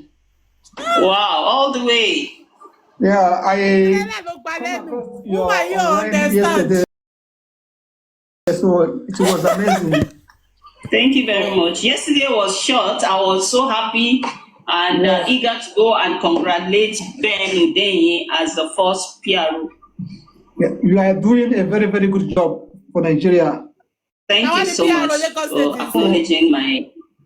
I want to suggest something and also complain things that happen. Where is that? Oh, Imo. Yeah. Just let me call the PRO Imo. Let him answer immediately. While Mr. Kingsley go on, let's...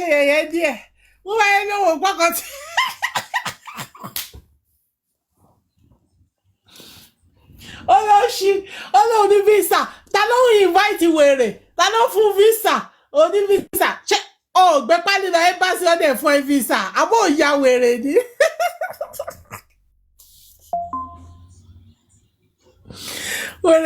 Wèrè gidi ni Gurexi yo. Ọdún fẹ́ rántí ẹjọ́ òjòsí ní police station yẹn fílẹ̀. Olóṣì. Ọ̀ṣẹ́ lọ bá wọlé. Ó ní wọ́n investigate. Èmi àdàdà dúró fún Jòsí. Wọ́n kọ́ ní ṣọ́ọ̀tì ni. Orí ẹ̀ ti dà. Ṣọ́ọ̀tì kò wá ṣe ṣọ́ọ̀tì ni. Olóṣì. Ó ṣe ṣọ́ọ̀tì dáràn wá ní. Wọ́n fún ẹ visa. Ó ní visa mẹ́ta. Ìgbọ́dọ̀ ti fún ẹ visa mẹ́ta. Láì gbé pálí lẹ̀. Olóṣì. Ó wà nínú òun pọ́kàn tó ń sọ. Aláàrùn kìnkìn ni. Aláàrùn kìnkìn. Ìjẹ́ kó gbà tí ò gbọ́ ara yóò gbọ́ lọ ara ṣé kó sọ pé òun gbọ́ ni èèyàn lóhùn gbọ́ nǹkan tó sọ ọdẹ rẹ́rìn ìwé ìyẹn lóhùn ẹ̀ ti clear. àbí peter of facility. Aláàrùn kìkì.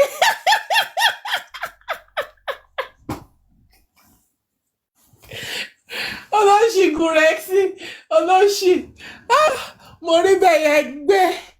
Mo rí gbé burúkú. Ọ̀rọ̀ pé ẹjọ́ òṣì tomato lórí wọ́n ti máa ń sọ fún TikTok kánú ti máa ń ṣe kinní yẹn á ti mọ̀ lára pé ṣókí lọ́bẹ̀ oge á kọ́kọ́ parabulate lọ báyìí o all around àṣẹwà wá irú ẹ̀ ló fẹ́ ṣe pẹ̀lú ọlọ́pàá yẹn náà níbo ṣé wọ́n ní kọ́ ló wà lórí òótọ́ dẹ̀ ni. Gbà tó dẹ̀ rojú òṣì yẹn wọ́n dẹ̀ jábọ́ ó kò wà àtẹ̀yàn kan péré. Ọlọ́run ṣàánú mi. Mo mà láti fi ṣe rọra rẹ́rìn díẹ̀ yìí o. Olóṣì wọ́n gba pálí òun lẹ̀. Ṣé àwọn ọlọ́pàá ló ní kó gbé pálí ìwọ kọ́ ló ṣe ṣọtí ìwọ kọ́ ló ṣe gàrántọ̀ orí ẹ̀ ti dàrú. Pálí lọ́wọ́ àtẹ̀ fi ṣe ṣọtí wọ́n tẹ̀ wò mọ́ ẹ̀ lára. Tó yẹ kọ́kọ́ gbalé lọ́wọ́ ẹ̀ wèrè ń sí. Ẹ já padà sí nǹkan tá à ń gbọ́ lọ.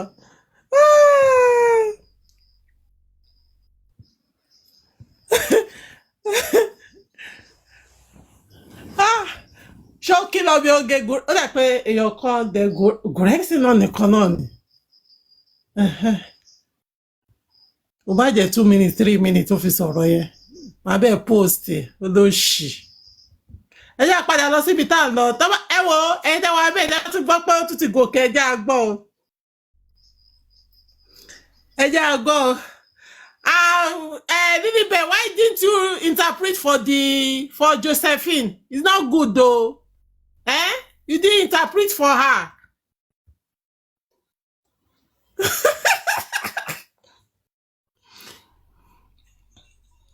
But she hold the recording yẹn ni. Tí àwọn bóyá ni wọ́n máa tún padà gòkè. Mo á continue. Láti rè mo á replay fún yín later. Go Mr. Paitalo.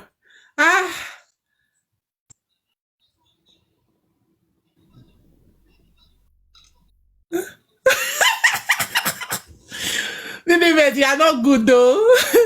You are not nice at all. Sister Cindy dẹ̀ ti sùn. Tábàdé nìkan lọ sókè lọ interpret fún Josephine. Ó yẹ já dànù. Ọ̀rọ̀ òṣì. Wọ́n ní kókó. Come into that later. But treating the issue. Kọ́lọ́ rìpọ́tì. I don't like forgetting competition pé wọ́n gba pálí ẹ̀. The question should be. Tó ń pè lọ sínú òyìnbó lẹ́nu wíwọ́ bí apá ajá. Is this defense addressing the core issue? The core issue here is defamation. What Omomi is saying is that Joseph Aloba has made 4 statements. The statement is malicious. He has made this statement to the public by way of interview on YouTube. And in that statement, he has accused her of infidelity, of murder conspiracy, of being responsible for Mohbad's death. And he did all these things intentionally, he did it repeatedly, and he did it without justification. Even though she is the widow and mother of his grandson. So, and that is what the court will focus on. That is the bane, that is the crux, of defamation suits. Was the first statement made? Was the statement made maliciously? Was it made to another person? What was contained in the statement? So, if the statement is not false, Josie has to prove now that Wumi actually, he has to prove this infidelity claim he has been making. I want to listen to you. He now has to prove it. That because that's the only time that statement will now become a statement of fact. And a statement of fact cannot be defamatory. If I call you a thief and I can show where you stole something, then you can sue me for defamation. But if I call you a thief and I can't prove it, that yes, you didn't come, I can't show it, I can't prove it, then that is defamatory. And that is what the court will focus on. Can you prove what you have said? Did you say it out of just saying, or it was with malice? You intended for some negative attention to come that person's way. Did you do it intentionally also? That yes, Wagba. Did you do it without proper justification? That will be the focus of the court. And we have seen his defense strategy now. This is how he wants to defend this. He wants to defend this issue. And what is defense, whatever we have read in his defense now. Identify yourself, no name. What he's talking about is that the claimant, that's Wumi, is not legally married to Mohbad. That Liam might not be his grandson. That they are that Wumi might not be loyal to the husband. That he did not attend any marriage ceremony. And that whatever happened on January 29 was just an introduction. That these are what he's saying in his defense. And this is what he is failing to say to defend himself. He's not denying that he did not make this defamatory statement. He's not arguing that these statements are false or true, meaning he's not putting any justification to it. He's not arguing that these statements are fair comment or just his own privileged opinion, because those are other ways you can defend defamation. If they were just fair comment, like any other person would have commented that way. If they are in this position or they see this kind of situation, it's not saying that.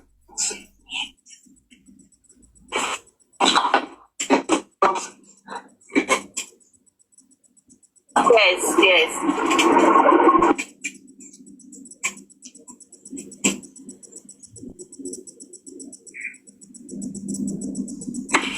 Yes, Hello? we can hear you.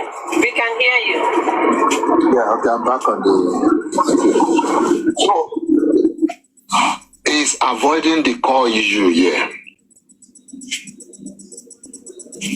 which is about defamation. Whether they were married legally, legitimately, or whether the child belongs to Mohbad or not, that is not central to any defamatory claim here.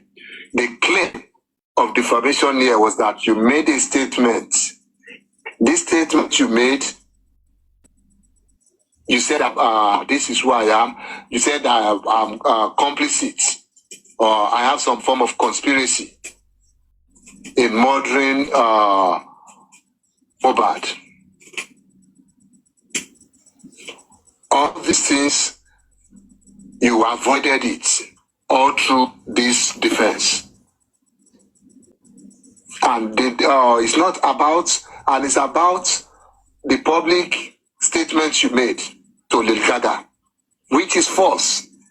The issue here is not about one marital ritual or one marriage vow, or whether they married legally or they married customarily. The issue is about the false statement you made publicly. And you are not denying it.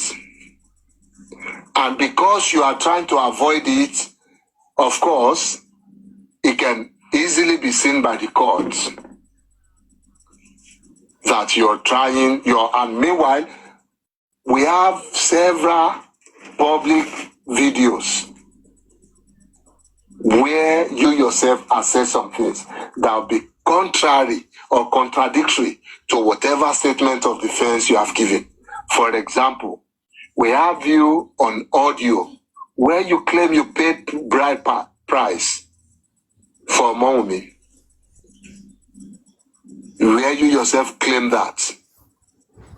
Where you claim that, yes, they were married under the custom laws, the custom laws of marriage. We have you saying that. Not to talk of the main evidence of where you paid it and everything that happened. So, and you're able to come and deny, or to come and deny it in this your weak statement of defense. There's a credible video evidence.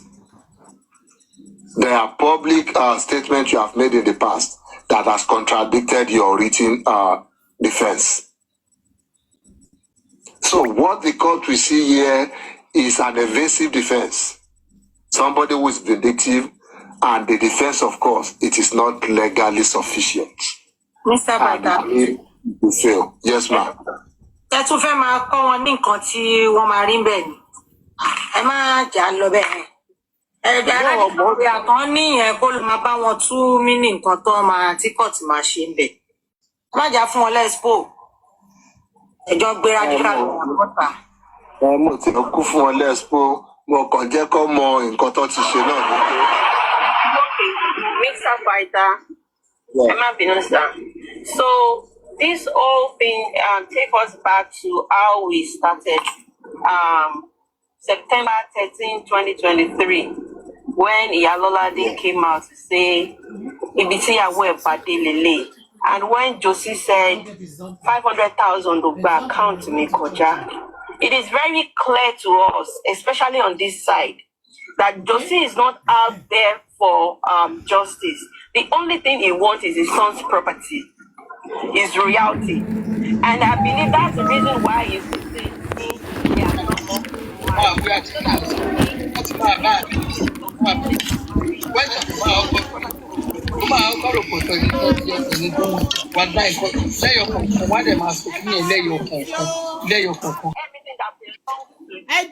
to Mohbad except Liam. If Liam is out of the way, if Wumi is out of the way, then he believes everything will go back to him. So,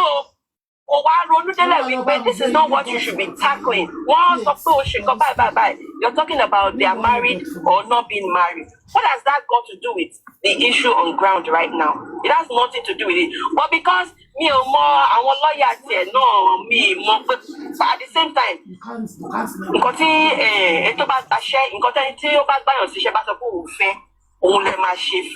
we can see that Josie yo kò ní láárí ó ti lè kó kéré mọ́ kò láárí kankan kò ní láárí ọlọ́mọ yẹ kéèyàn nírú àwọn èèyàn báyìí nínú ẹ̀sìn. àmì ìwà àtìbú. Gbọ́ ẹ̀ sà. àmì ìwà àtìbú kì í fẹ́ para ẹ̀ ló máa para ẹ̀ o nítorí Sanṣítù ló yìí bá ṣe ògbélé yìí o as of yesterday o. Even, sorry, Mr. Pythagoras, from my knowledge of little Lord Momo, I believe that a child that's born in a marriage is legally back as a child. Whether as long as that child has been given back to Nino Union, or legally binding. I want to be corrected if I'm wrong. Also, adopted child still legally binding. It doesn't have to be legal marriage like in court marriage. Traditional marriage is a form of marriage that is accepted and recognized in Nigerian constitution. It's one of the marriages that is allowed. And whether I won't share anything, Josie is so much trying to get that Mohbad's property, but could get it. The only mistake to Josie is allowing them to have a child. What is a mistake here? So as long as that child has been born, marriage here, adopted, legally binding. Also, to buy want a just a partnership agreement last one because the UK to buy for a certain time, it's all recognizing as partners. So I don't know if that works like that in Nigeria. But to buy for 12 years, 12 months, straight on, no break. You are legal, want to recognize it as partners, legal partners, not married partner, but legal. So I don't know if that works in Nigeria like that. Okay, Mr. Paita, another thing. Once a week, from the statements that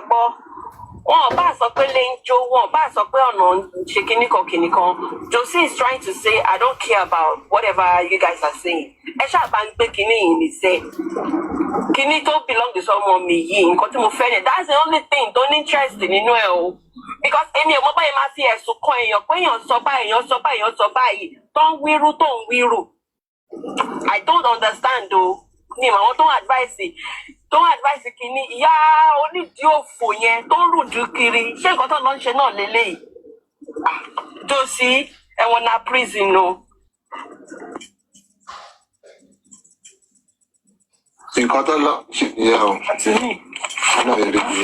Mr. Pythagoras, I think you are muted. I'm not saying you are muted. Am I muted? Again, shouldn't monitor muted. Now it's a hand. I think it's your network. And another thing, regardless of how you want to take it. Obani kukuruko liamara, Obani kukuruko Liam Suriari.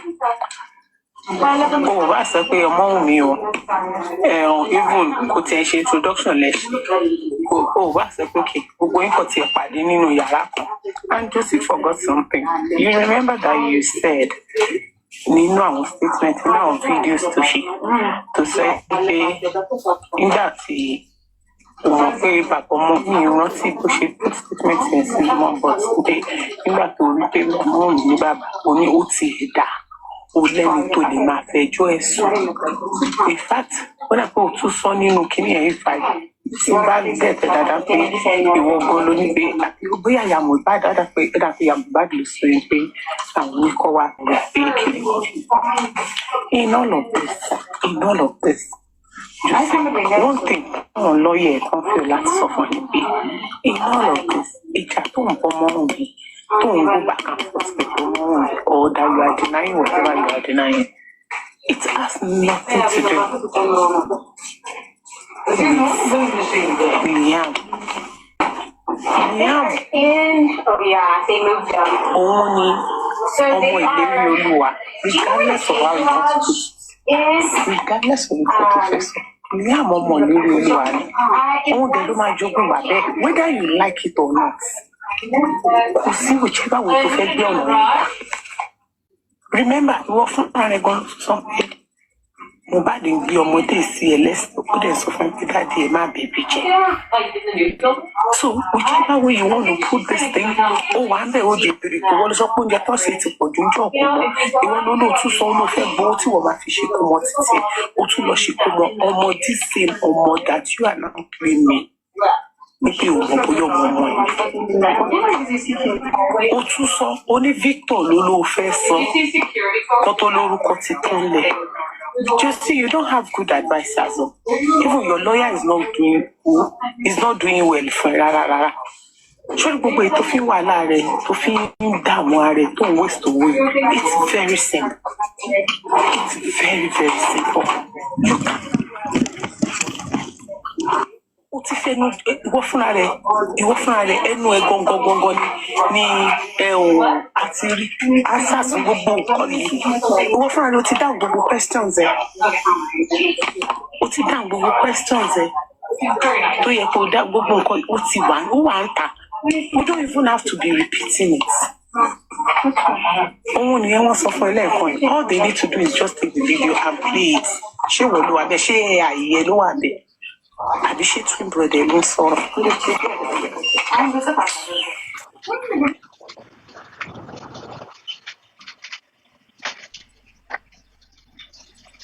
Ṣé network mi ti dá báyìí? Mo wá ṣe nǹkan lálẹ́ ìbáyìí. Network mi ti dá sí ó ti dá. Yeah, the network Naija ti máa ń rí nìyẹn. So the issue of whether who are married or co-married, I think we them have a poor network. I hope it's good. So the issue on that one is clear. Josie himself said they paid bride price for a Yoruba customary marriage.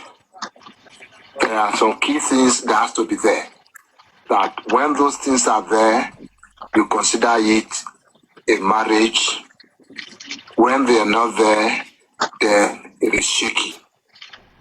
The first thing is that the consent of the bride. There must be the consent of the bride or the bride's family.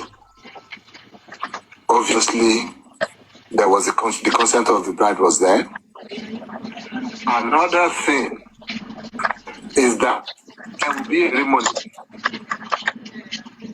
Yeah, it might be one or two people, but there will be a ceremony of that event when people have videos of what happened there. There must be the payment of bride price. The Aloba itself tell occasion that yes, they pay bride price. My network is still poor, right? We can hear you. So there was a bride price which Joseph Aloba agreed to. And we have videos, pictures of it being paid also. And bride price, again, in Yoruba setting, in Yoruba customary marriage, is not over 1,005. Office envelope, that is not bride price. Bride price in Yoruba is that included with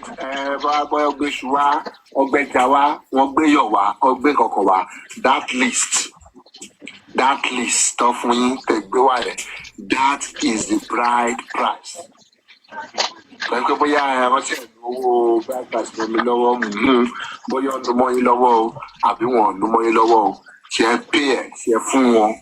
once it has been paid, that is the bride price. Was the bride handed over to the husband or to the husband's family? That was done too. Under the law and under Yoruba customs, that is a valid and legitimate marriage. Under our laws, meaning the Nigerian law and the Yoruba customary laws, that is a valid marriage there. So, that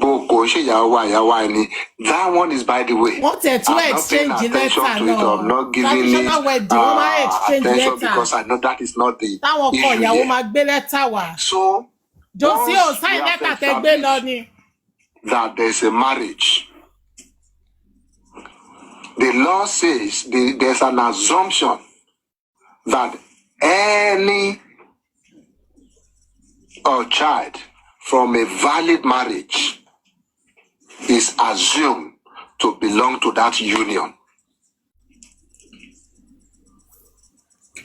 Go ahead, understand here.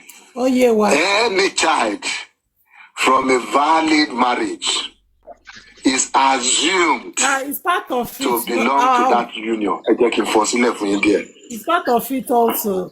Meaning, in the eyes of the law, because he will sign the letter.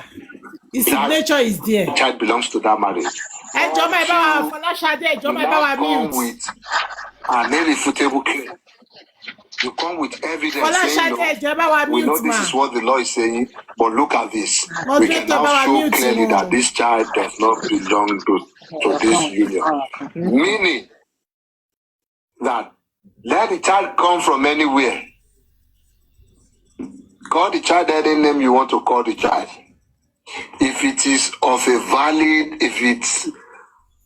valid marriage, the law assumes that that child automatically belongs to that marriage. Anywhere. Like you have been saying all this while. That child belongs to that marriage until there is a proof, an evidence to displace that assumption. All these days, you will need Priscilla. That's number one, making Liam But part of it is later. All of them are return later. Acceptance. You know, Priscilla should be class in official. Okay, in Jordan days. She said dollar later is part of it. Somebody is your child. Apart from that child coming out from a valid marriage, the questions the court will ask is that, do you recognize that child as your child? You don't understand what I'm saying. Can you hear me? Yeah, we can hear you.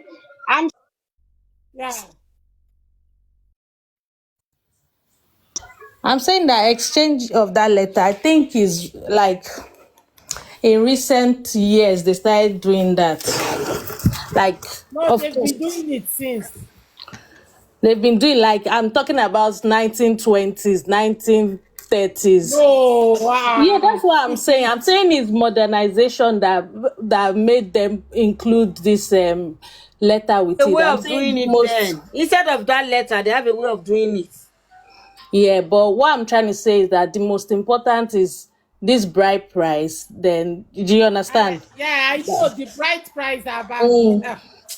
How am I I'm, speaking I'm just grammar? trying to say the letter is not as important because I feel You know it's what not I'm something that saying is is that part of the at least culture. Josie signed the letter, so he cannot claim that they didn't do wedding. He signed the letter as head of the family.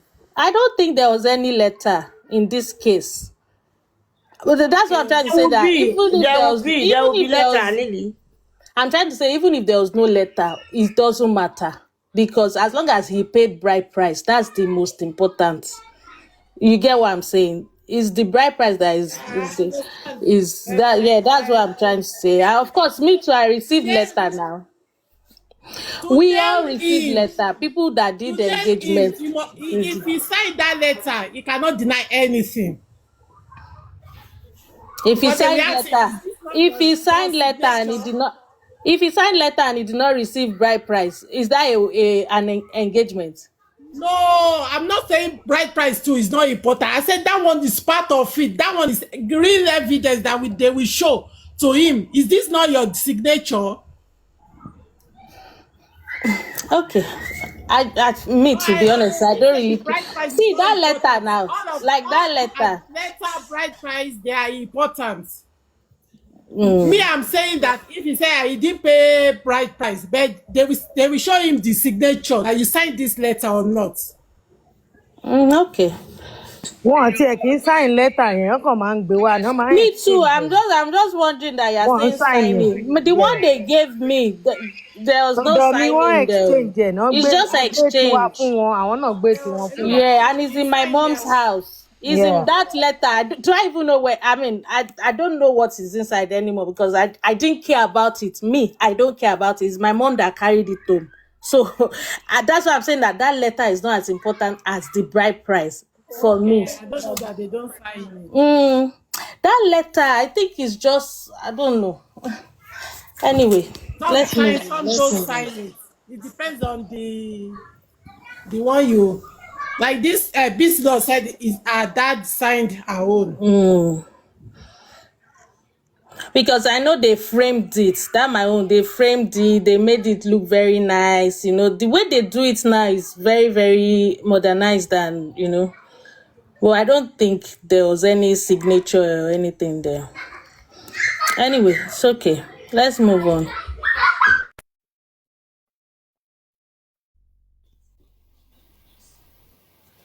Even if they don't sign the letter, at least their family name will be there. The so family of so. So his name will be there.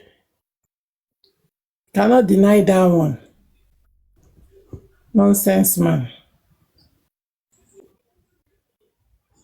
That child as your child. You say yes. The list of engagement to answer. If you are not there. Ẹ lè rántí nígbà yẹn tí ìyá Mohbad sọ tọ́ní Josie tún bá wọn jà gbà tó fẹ́ tó gbé list yẹn wá tó fẹ́ lọ ra nǹkan Josie tún sọ pé òun ló máa lọ rà Josie ti ní kí Mohbad kó wá òun ló máa lọ ra ẹrù ìyàwó tí èyí ẹ̀ nípa ṣọkùnrin jọ ẹ̀ wọ́n tẹ̀ ní Mohbad lọ sọ pé ṣọkùnrin máa rẹ̀ ẹrù ìyàwó ní pọ́tì o. Prof, you see, I remember very well that letter. They sell it in Lagos Island, different types. That letter. From Jones, not Jones, yes. From Jones, not Jones, yes. That's where they sell that letter. Yes, now, but that letter. They will leave space for your family name. Yeah, I'm just saying that letter is not part of the Yoruba culture. I don't think that letter. I think that letter was just introduced later, like in recent years. When I'm saying in recent years, I'm not saying just 5 years ago. No, it's older than that. But the main that letter came in because I remember in 1994 when my cousin got married. I was one that read that own letter.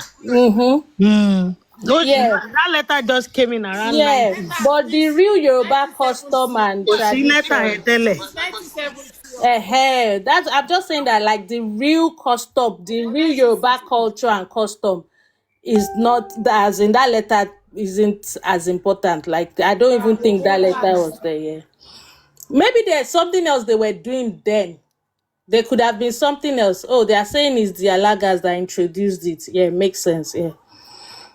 Okay. So ẹrù ìyàwó lèmi sọ Josie tó sọ pé òun mọ̀ ń pa ìyàwó. The list of the Mama ẹrù. now she said she's the one that bought it, that they I received bought it. everything before Josie wanted to buy.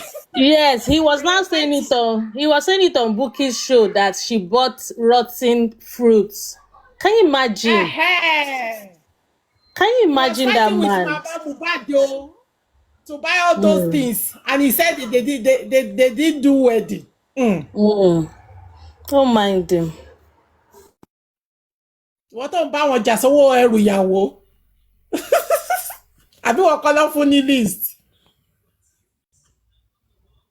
Josie, yeah, man yìí lantalaya ni.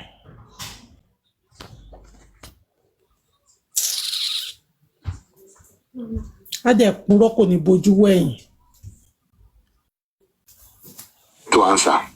If you are not there to answer, the question the court will be looking to answer is that did he, at any point while he was alive, did he recognize this child as his child? How can the court prove that, or how can the court answer that? Was there a birth certificate signed by the deceased saying, "This is my son"? If there was a birth certificate signed, that is documentary proof that that child belongs to that man, or the acceptance, meaning I accept this child as my child, notwithstanding any other thing anybody might want to say or might have seen. If Mohbad had signed the birth certificate of Liam, if he had processed it and his name is there, that child belongs to Mohbad. That is a definitive documentary proof that that child belongs to Mohbad. If you can't find the birth certificate, the question the court will seek to answer is still the same question, but how they will go about it is now probing and asking question. In the ceremony of this child performed, it was performed. That means the child was accepted by this man, up to the point that he even had to conduct a big naming ceremony that Josie was dancing like a madman there for this child. Another question the court will seek to, the same question the court will answer, and the way they'll go about it is asking that, the mother of the child, did the man pay for the maternity bill? Did he pay the maternity bill of the mother? Among me can answer that with receipts.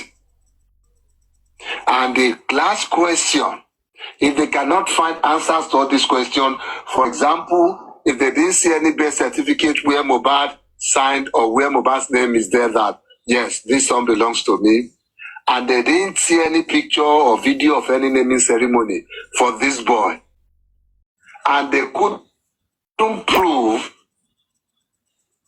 or this guy actually paid my maternity bill. He took care of me while I was pregnant, even up to the point of giving birth to the boy.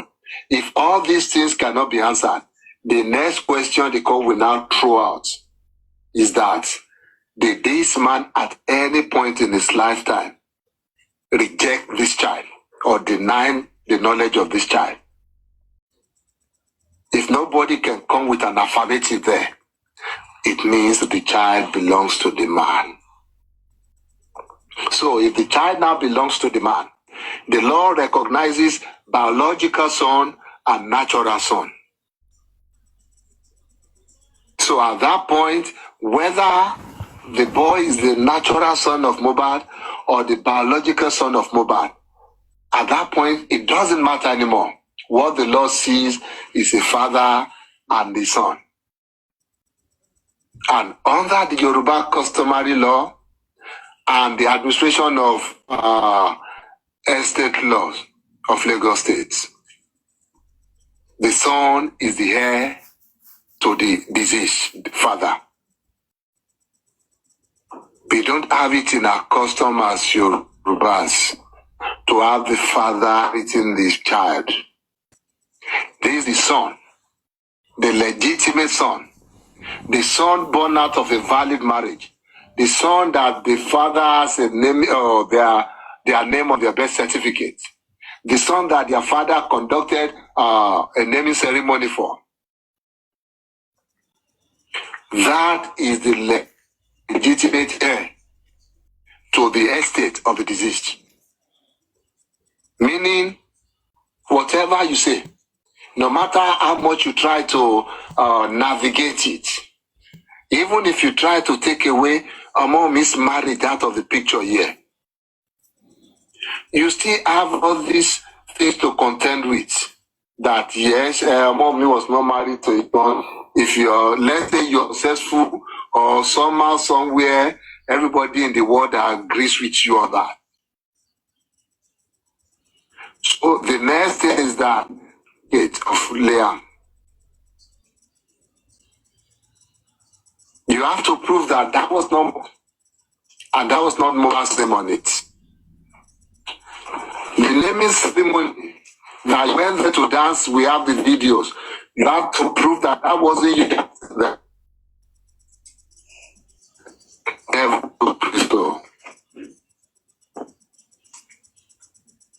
So all these things you have to prove, even in the way of throwing away the marriage, which we all know is not possible. We have the pictures of the engagements, the picture of the ceremony, we have the picture of the handing over, we have the picture of payment of bride. And that's why I'm saying that is not the issue we have on ground. Táwọn lára gbọ́ pé wọn ò rí bí táwọn máa gbé defamation suit yìí sí mọ́. Ó ti jájó wọn lójú, ó ti bọ́ mọ́ ọ lọ́wọ́. The only thing they can start knocking on or snacking on valid marriage. There was no customary marriage. We didn't pay any bride price. It was introduction leading to engagement or whatever they've been saying this one. So, I know that people might be wondering, kilo kile wa kilo to file. Yeah, mo ba ti gun lábẹ́rẹ́ ńgbà mí. Tí wọ́n sọ mọ́ mi, tó bá ti ṣá wọn lábẹ́rẹ́ nígbà mí, ẹ máa gbọ́ wọn tó máa pariwo síta. Torí òun náà kì í gun nídìí, ibi iṣan ló ti máa ń gún wọn. So ẹ máa gbọ́ tó bá pariwo síta gbà mí àbí tí àwọn narrative lè bá ń wá abẹ́rẹ́ tó ń gbà lọ́wọ́ ló máa ń gbà wọn. Ibo ló ti kọ́ ṣe ẹ̀kú máa gún wọn lórí iṣan.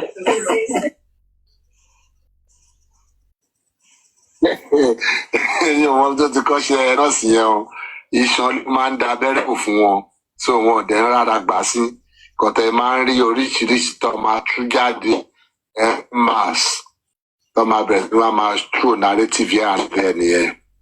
So let's, once the court is ready to listen to Joseph Aloba's defense, we let everybody know what the court thinks of the defense. You know, they've always been going to the court with stupid requests, defense, stupid applications. The other day, the application of going abroad to do DNA, the judge laughed at it. The judge and barrister, they had a good laugh. And the judge was asking, Oga, where are they doing DNA in Nigeria? I beg, show me. And they were in the court there bantering, and you know, they sent a very junior lawyer. That one could not even. Ṣé wọn máa ridicule lọ́yà àwọn bẹ́ẹ̀ yẹn pẹ̀lú gbogbo ọ̀sẹ̀ náà tó ridicule ara ẹ̀ nǹkan. Lọ́yà àwọn ló ridicule ara ẹ̀ because there are some things you should not engage, and even when you want to engage, you have to provide them with solid defense. And when you know there's no solid defense, you have to advise them. Yes, not every case you have defense to as a lawyer. Imagine. That's when you know when to negotiate. You need to have the knowledge, the dexterity to know when to go to the negotiating table. I have a fence here. Because if you want to carry what's the point of denying it in pair or like the animal? You just need to tell them kill a shesibai, the negotiation will go on. That's part of a lawyer's job is to negotiate a deal. It's not the time you lose. There are some times you have to meet yourselves at the middle ground. But I guess Babos there practice that they go stage here. So you might not know, or boy your demo is just being so 100 million naira Eloma Wasileo at the critical thinker at Buki Jesse. You cannot run up now. And funny enough, Buki Jesse.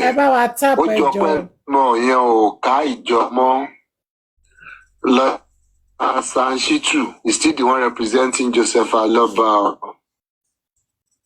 He represented him today with all these things they have written. And for the foreseeable future, he will still be the one representing them. So you will see more of Buki's rants.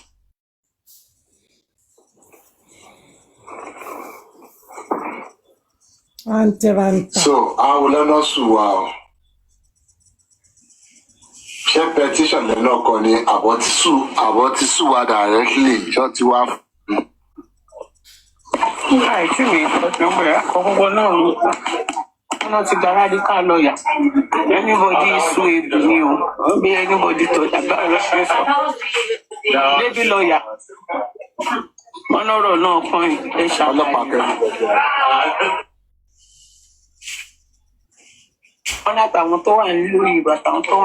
Everybody. Their radical lawyer is just being stupid. The case on what killed Mohbad has been closed. They are stupid. They are. Let me not say pride because in any issue that has to do with Mohbad's death, you cannot think on it without going for a judicial review. You cannot just wish your way that I wish this and it will happen. There's no magic wand anywhere where you just throw it in the air and your wish will just come. No, not on this case. It's been decided on and inquiry set up, even a recommendation. If there's anything that you feel is not right, you feel should be corrected, yours, then you need to navigate. Whether you petition your word, turn them to. No, petition, look, no, food. Does that mean my network is crazy tonight? I don't know. I don't know. So back then, I don't know what the petition around food. Taking your interview. Yeah, the man.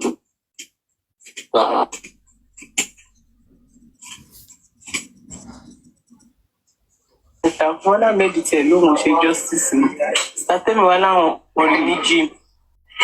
Oh no, we need gym. Started me so bad. No, she got. Justice in the tele. Kí ló dé ẹ̀gbọ́n tí wọ́n rí ẹ̀ sọ? Àbí kó máa dákú kó máa dájí. Ó ń bòbò lọ́wọ́ ọmọ kékeré. Bó ṣe ń bòbò lọ́wọ́ ọmọ kékeré ló ń bòbò lọ́wọ́ àgbàlagbà. Olóògùn fún àwọn tó jèrè justice nìyẹn. Àwọn tó ṣe justice. Bẹ́ẹ̀ ni ṣé justice lẹ́yìn ṣé ń bí ṣé bá ń ṣe justice lẹ́yìn ṣe justice ni. Sure. I don't understand, Mr. Pai. Àwa wítọ́ inú bí yín pọ́npọ́n yìí láti justice.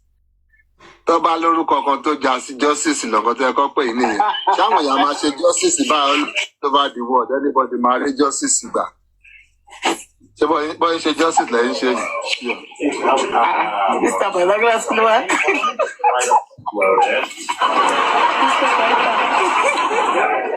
Tó bá dé yàn jèrè justice àbẹ́jì jèrè ìkọ́kọ́ pè mí work smart àbúrò àlejò máa sọ kiri yẹn kiri kan ṣé work smart ni owó tiẹ̀ ó ṣe justice ẹ̀ smartly ni smartly ló fi ṣe kò báyìí. ọlọ́run justice dẹ̀ tì lẹ́yìn. Mr. Pythagoras wọ́n tún wá gbé gbogbo ẹ̀ bá ní kàbá ẹ̀yọ́ títí wá gba porí lọ́ba wọn o ibi tó jókòó síbẹ̀ lọ sí wá bà. No, see, jokes apart, téèyàn bá ṣe justice tọkàntọkàn, onítọ̀hún á jèrè ẹ̀. Àwọn èèyàn wá ń bí ìwọ̀n sí justice tọkàntọkàn ni. Kí ló ń fi sí? Ẹ máa bẹ àwọn díwọ̀n àlérè. Àwọn díwọ̀n ṣe wọ́n fún gbàgbọ́. Ṣé justice ní díwọ̀n à ń ṣe yìí? Ṣé tó bá jẹ́ bá àwọn tó dá justice sílẹ̀ ṣe justice láti ìgbà tí justice bẹ̀rẹ̀ lélẹ̀ ṣé anybody máa ní justice by the word. No, ọkàn tọkàntọkàn làwa fi ṣe àwọn fi tọkàntara ṣe ni o. But àwọn ọlọ́ṣà ń ṣe justice dáadáa ṣá that's how to do justice. Go to the history of justice. Àwọn lọ́ra dùn bẹ̀. Àwọn lọ́ra dùn bẹ̀. A ṣe justice lọ́jọ́ tó wọ̀. Àwọn olórí orí ìbè. Àwọn lọ́ra bẹ̀ lọ́rọ́ ẹ̀rẹ́dùn mi lọ́dọ̀ wa bí yìí a lọ fọ́sẹ̀ kan ẹ̀ lérí kí justice lèyàn ṣe. Ẹlòmíì ọ̀sẹ̀ méjì máa fi lọ I'm taking a break for my mental health. Is that how to do justice? Ẹ wá sọ pé àwọn kan rere justice.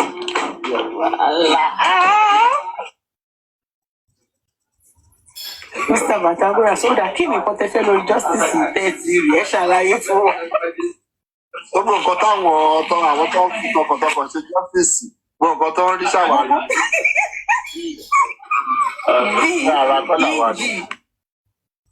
Ẹlẹ́yà akọ́ni díwọ̀n ni ṣé Mr. Paita ẹjọ ṣe wà ní orí show ẹnìtìmá ṣe wà lórí kíní nígbà tí ẹni tí wọn náà expect lórí TikTok tó wá.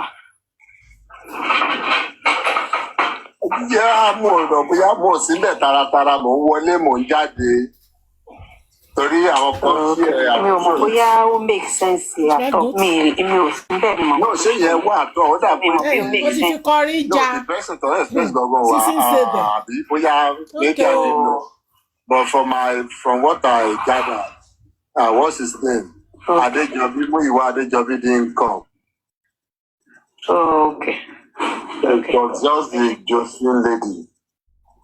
So, but then I was just in and out. I didn't even stay up to 10 minutes at any point.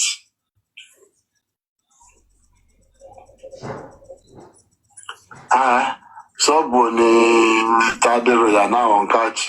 Àwọn tó ń lọ fọ́sẹ̀ Tádéròyà, wọ́n ti ẹ̀ṣẹ̀ rí fún mi bá ṣe. Ṣé justice lẹ́yìn ṣe ẹ̀ Tádéròyà? Ẹ wá máa sọ pé ń pè láti justice. Wọ́n bá lórúkọ tó jẹ́ anti-justice lọ òun nìyí. Àbíbù yẹn rí wa tán. Ọlọ́run kò dẹ̀ dá fún ẹni tó wọ́n ṣe justice lọ wọn báyìí.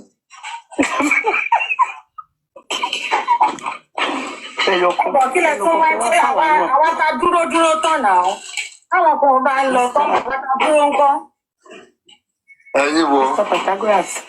Gbogbo wa ta wà nípa iṣẹ́ àdúró tán ni. Ẹ lọ kọ kẹ wá kọ wa bóyá máa mọ̀ tẹ́ bá dé kẹ wá kọ wa. Ẹ lọ kọ kẹ wá kọ wa. Iṣẹ́ àdúró tán ni.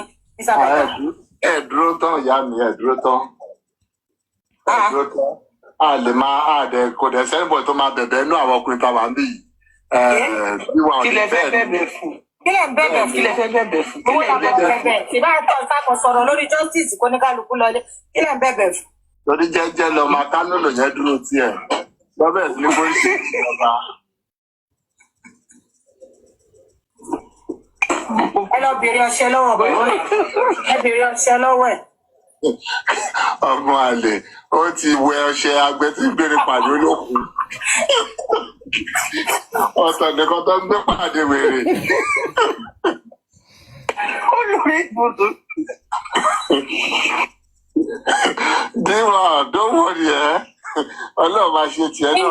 Indie boy, free views kíni. Indie boy, what you can do for now, just prepare. I think by the time we keep telling them, everything máa ṣe lóore, but for now, o lè lọ ra baby. Ó máa ṣe lóore sí wo. Baby what? Ẹ jẹ́ kó lọ ra baby oil sílẹ̀ náà. Kó máa káwọ̀ èròjà jọ. Bóyá Ọlọ́run á wò wọ́n ṣe wọ́n lóore ṣá. Bẹ́ẹ̀ ni kò sí nǹkan tọ́lọ́run wa yóò lè. Kò sí nǹkan tọ́lọ́run lè ṣe. Títóbi rẹ̀ Ọlọ́run. Ẹ má wọrí ẹ̀yin guys mi, I will keep advocating for us. With God all things are possible. Tí ó bá tó bá dẹ̀ dojú ẹ̀ everything ló bá ṣe náà, I will personally lead all of us down there to the other side. Ẹ máa gún wọn lọ promise land. Bẹ́ẹ̀ni, àlọ́ ṣe justice wa ń bẹ̀. Ṣèbéyàn ni Adéwálé báyìí tó tún dẹ fìlà tó tún mú àyà mi ká lọ pé with my full chest. Ikú ti pààyà mi ká ẹ lábùjá báyìí. Adéwálé ẹkùn fúnra ẹ̀. Ẹni tó fẹ́ gbowó lọ fọ́mọ lọ́mọ lákàmọ́ l'Amẹ́ríkà lóògùn kó tó fẹ́ gbowó flight.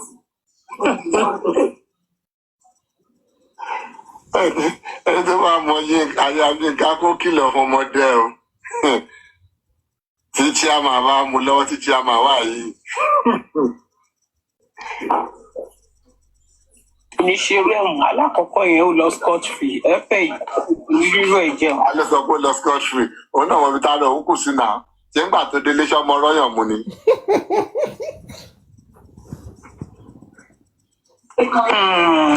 Ẹ̀rí yìí sí ẹ̀rọ ẹ̀fọn. Chairman ti fa fàkùfà ó ti tẹ̀ ń tẹ̀kùtẹ̀. Ó yẹ kó rí nǹkan dẹ̀rọ rámánìjì nǹkan yẹn.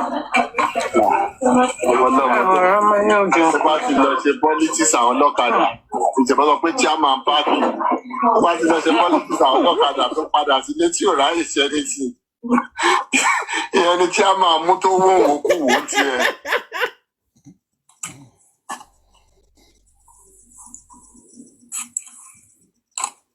Ẹ wo network wọn ní kí wàá lọ sùn.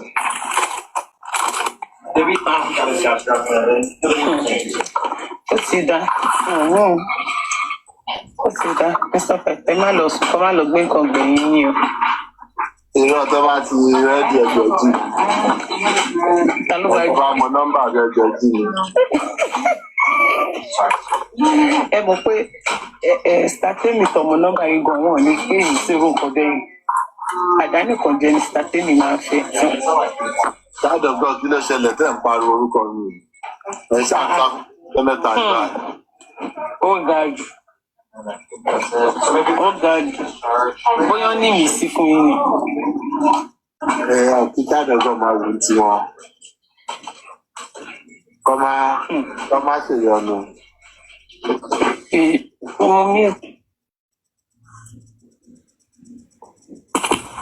Ọba ni ọba ni ọba ni ọba ni. So, ògbólé àwọn amẹ́sùnmí wa. Ìyá àdúrà ó. Ó bẹ́ẹ̀ jàre. Ó tó bẹ́ẹ̀ jàre. Mo ti máa ṣe 2 years.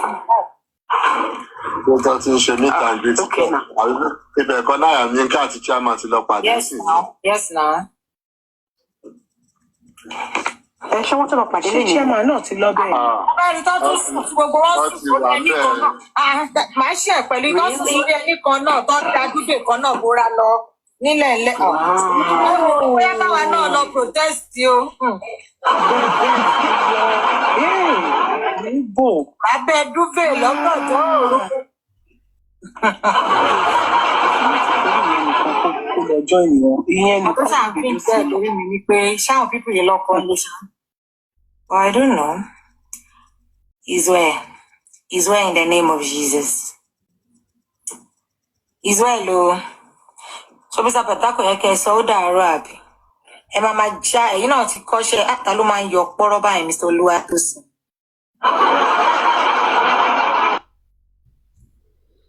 Yóò wà ẹja sáré gbọ́ ẹlẹ́yà gòrẹ́gòrẹ́.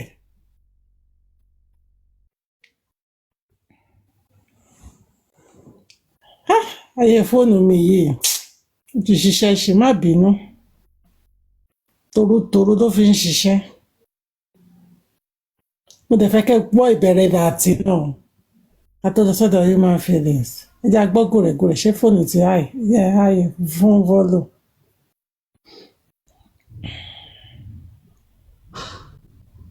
God will keep giving.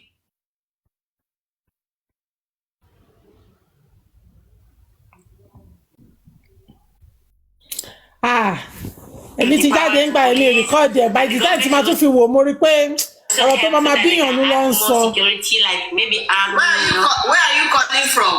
Are you in Germany too? No. France. All right. So we'll communicate. Check my post. Then pick my number, PROFCT. I'm the one at the bottom. So you send me a WhatsApp if there's anything you need. I can. Just have patience. Oh, thank you very much. Mr. Pasma, have you, Mr. Samenja? Yeah, I've wrote the code number. 0363. Are you there?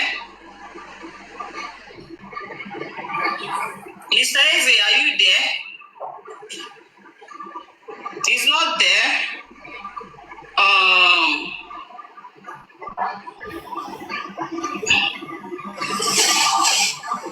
Is it Gurex? Visitor, and go can ball. I think Eze is not there, so you can go ahead. Thank you very much. And I want to commend the good work you're doing and appreciate the innovation. Thank you very much, that is doing. And this is, I want you to see this thing. I want you to see what you're doing as a very. Go straight to the point.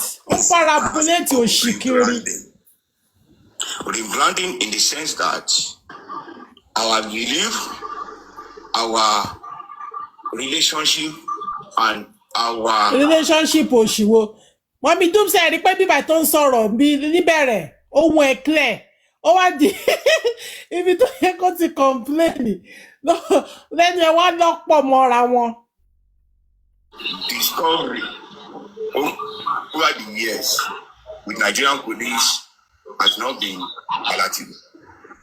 But coming out here like this, to engage the public, is like you are trying to create a synergy between the public and Nigerian police in getting. My network. I think it's your network. Are you okay with me now? Yeah. Yes, I'm listening. It's just like ọmọ mi ti fi kọrí balẹ̀ jẹ́ o gbogbo lóru kọrí. A connection between the public and Nigerian police, which we have been lacking all these years. And if it is the IGP that initiated the move, I think it deserves a lot of accolades, no matter what the situation is. And I want to say that what you are doing should be a challenge to all PROs in the Federation. You inclusive, we are talking about 37 PRO. 36 states plus FCT. You are the only one that has been engaging us over the period of this time that we are trying to. That is why we are bringing the problems of another state to your desk. Just because those PROs are not providing a platform of engagement as you are doing. And I want to believe that they too, they will take a new lead and take an initiative of what you are doing. The citizens are exposed. The citizen. are the kí ló dé ones tó lọ sí nǹkan tó ń dùn kó sọ straight for their effective ẹ bó ṣe sọ story. service. And if they don't engage the citizen, they will be lacking in what they are doing. And most importantly, èmi kẹ́mi máa kọ́ ọ ló máa ní oúnjẹ ara ẹ̀ tó ń jẹ o ní o máa kí n jẹ́ wọn alẹ́ o. the mentality, the orientation, the perspective of Nigerians towards the Nigerian police has changed to some extent. Thank you. And if all the PROs can emulate that, we'll be able to engage them. And another thing is this. I am from Lagos, and the issue I like to clarify is the Lagos issue. But before I do that, I want to congratulate the former Lagos State PRO, David Udenye, who has just been posted to Abuja as the first PRO. Sorry, Ratel movement, you are back again. Today you are telling me good evening. I hope all is well. Yeah, the other time you were calling me names, which was not nice. Sorry. All right, sir, please can you run now? Abio, ó ti sọ history lọ, ohun tó dùn lábẹ́ aṣọ kò sọ. He's also a Ratel sympathizer. Ṣé ń gbọ́ ohun Ratel sympathizer? Now, the thing is this. I want to ask you a question now. As a Nigerian senior police officer, and in Nigeria practice and system, there is a creation of whistleblower. If a whistle is blown at an action or a reaction, at what point will police react to a whistle blowing? At what point we react to whistle blowing? Yes, when you are there. React in what way? When you I don't know what you are trying to. Let me clarify this to you. Like, because I don't understand. Like, it's not every crime that someone will come out to say, I was there, I saw it. Whistleblowing could be in any channel. It could be a letter writing. It could be a social media alert. It could be in any form that you are alerting the public that this is what happened. In a way that I need an incident had been blown out. At what point will police react? Or they wait for somebody to put 20 people to write the Nigerian police? No, I'm not getting you because you are breaking. At what point, when you report a case to us, we handle. When there are cases that, even online, when we see cases that very, very, they need our attentions, we react. So, I don't know. Phillips, send the CEO, Kini, the post here. The particular case. We will call our attention to it so that we can quickly handle it. Hello. Are you hearing me? I can hear you loud and clear. Did you hear what I said? I said there is a particular case that you want to call our attention to. Please just say it. So that is why I'm here. Yeah, can you hear me? Like, I am interested in the case, or I am citing the case of Mowat that VDM alerted as whistleblower to the public of looking into what the guy has been saying. I don't know at what point police will react to those information, either authentic or not, or investigate the matter. So you can as well write a petition to us so that we can look into it.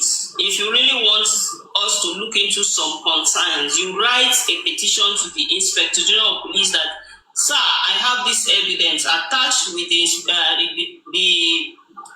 petition. Then you tell the Inspector General of Police your concerns and areas which you feel that should be looked into it. Once you write this, you are giving him, and he will now assign people to investigate. So that's how to go about it. Okay, it has to be that someone will write it. Yes, you have to write. Just like the other day, I was talking about cyberbullying, and people said some people are bullying people online and trolling and dragging people online. And I said, there's an act, actually, Cyber Crime Act, that you can actually write. If you want the police, don't just go online and put things. If we start investigating a case and the person said, the person said he doesn't want to go on with the case, what do we do? But if you report a case or you write a petition on on any issues, definitely the police will look into that issue. So please, as you have some concern, write a petition to the Inspector General. Attach this. So please, I will have to drop you because you've been talking for long. Let others talk. I have a critical concern that I need. Yeah, what critical? The cocoa story teller. Listen to others, please. Because some people have been dropping, they are saying they want to talk to. Because there are fundamental situations. Fundamental situation. Very fundamental and very crucial. Okay, please, you have 2 minutes to do that so that others can actually go. Thank you very much. I think last year on the 2024 June 5, 2024, there was the other time there was a petition written against Wada. And the petition was even Casa, please mute your mic. Ma, please, we have to see my FT. Let's go on my phone. Please mute your mic. Somebody is talking, and okay, ma. It will get to your turn, please. Okay. All right, go ahead, please. This petition written against the man was as a regard of the petition his late son wrote, and it was you said it was written in Lagos, right? Yes, ma'am. So let me tell you this, and it will clear you. If there is a petition or there is a case being investigated in Lagos, and you don't like the way they are handling the case, you have it is your right. It has not been investigated. It wasn't investigated. Look, my custard has been with Nigerian police since last year June. I've missed 3 of us visa invitations. Visa invitation, I see passport. Yeah, I'm not understanding him because your voice is sounding somehow. You can understand me. Don't let us play to the internet. Don't let us play to the network. Let's take. Let's be Daddy. Let us not play to the daddy. Because the thing is like he can't make his points very well, so I'm not understanding him. So please, if you can make your points very well, I want to be nice. Because you are not you can't even put your points together. That's what I mean. Okay, man. So I'll have to drop you. Thank you very much. Let me send on 1 minute to put it together to you so that you can get clarification on it. He has made other people to drop because he cannot even construct his sentence very well for us to understand what he's saying. Brother, carry your brother. Mr. Kingsley. Good evening, ma. Good evening, sir. Where are you? I'm calling from Italy. Wow, all the way. Yeah, I come across your online yesterday, so it was amazing. If you don't Paris area, instead of giving grace to Tomati Lobe, come and interpret that, Danny.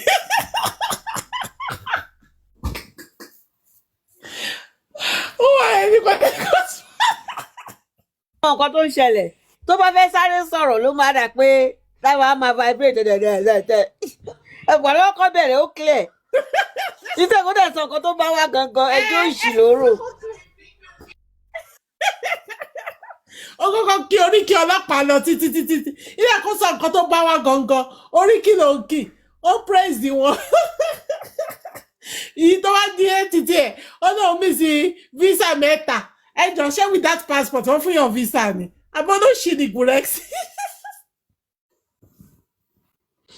appointment ni olùṣì ó ní visa invitation ló miss. kí ló tán kí ló tí ò lọ gba pálí ẹ̀ ń bẹ̀ ṣé bàbá ẹ̀ sì lọ ń sáyìn bẹ́ẹ̀ ni tí ò tí lọ gba pálí ẹ̀. gbọ́dọ̀ ni wọ́n investigate kẹ́sì Elégùṣì nìyẹn o ṣé bọ́ ló dúró fún wọn. Ọlọ́run ṣàánú mi kẹ́kọ̀ọ́ pé kẹ́sì yẹn ṣì wà on wọ́n ti gbé pọ́n ti hangi pọ́sítọ̀ ọlọ́pàá ti gbẹ́sẹ̀ lé pásítọ̀tì o gúrẹ́sì tó bá nílé lọ gbélé lẹ̀ kó gba pálí ẹ̀ lọ́wọ́ wọn.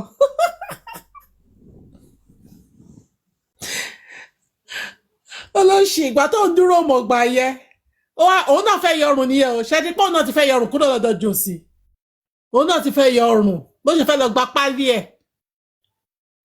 ẹ̀ ṣàwà important láti lọ gbà báyìí.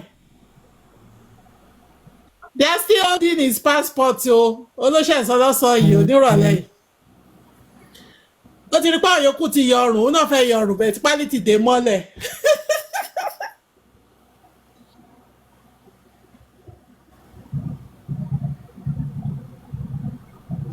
He's not lying tó bá láì ṣáá láì fọlọ́pàá ni.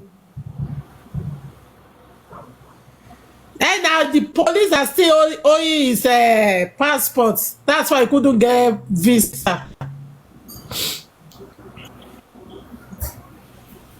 Ó fẹ́ gbé Jani.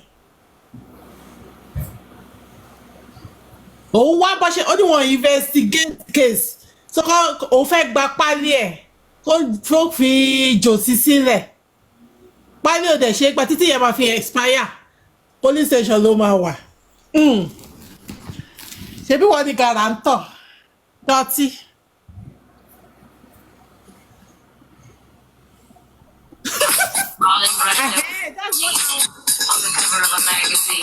Ẹ bá wa mute. Ẹ bá wa mute o. Oh, sorry. Nǹkan tí mo ń sọ náà nìyẹn pé without passport ta ló fẹ́ fún ní visa? Torí irọ́ ló ń pa ó fẹ́ kúrò ni ó fẹ́ fi jòsí sílẹ̀ ni òun náà fẹ́ fi jòsí sílẹ̀ báwọn yòókù ṣe fi jòsí sílẹ̀ that's why ó fẹ́ lọ gba pálí ẹ̀ kó mọ̀ pé yes ó ti jòsí àwọn òjò ní kọ̀ọ̀kan pọ̀ mú gbàdọ̀ ti sì dé bèbè ẹ̀wọ̀n ó fẹ́ lọ gba pálí ẹ̀ ló wá fi purọ́ pò ní visa Gurexi wá ti jòsí ẹ ti jọ glue together wo ikú yàjọ kú ni.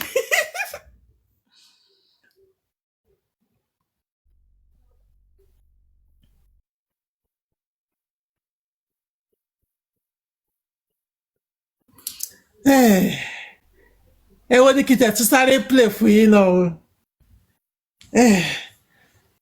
Mo fẹ́ kẹ́ tó rẹ́rìn ìbẹ̀rẹ̀ làtìlẹ́nì mo fẹ́ kẹ́ rẹ́rìn ìbẹ̀rẹ̀ làtìlẹ́nì ẹ̀rín mo fẹ́ káwà máa rí o. Ẹ wo orúkọ tó fún Bukky Jesse kò dé dá o ìránṣẹ́ èṣù ṣé yẹ kó máa pèèyàn ní ìránṣẹ́ èṣù.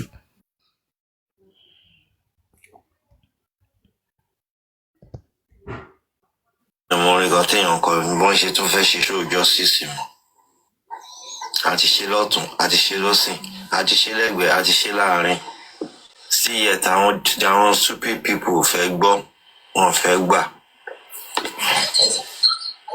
Bàrà àti TikTok pro ti dàrú o.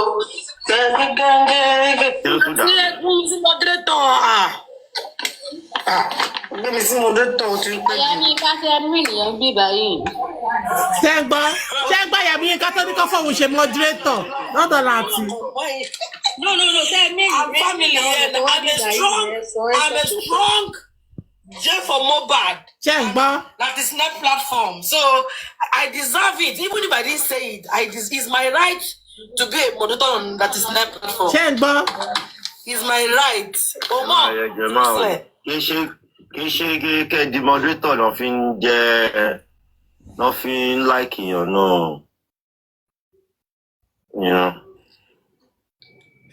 Ẹ já lọ sọ́dọ̀ human feelings á padà wá sọ́dọ̀ láti later. Láti ṣe bá wa àdùn sí moderator Ayáyínká ti try ìgbọ́nu justice o. Ayáyínká àdé Yèyé Yínká in Bukky voice ó wà ní Yèyé Yínká. Èmi ò lè Yínká o. Ẹ já lọ sọ́dọ̀ human feelings.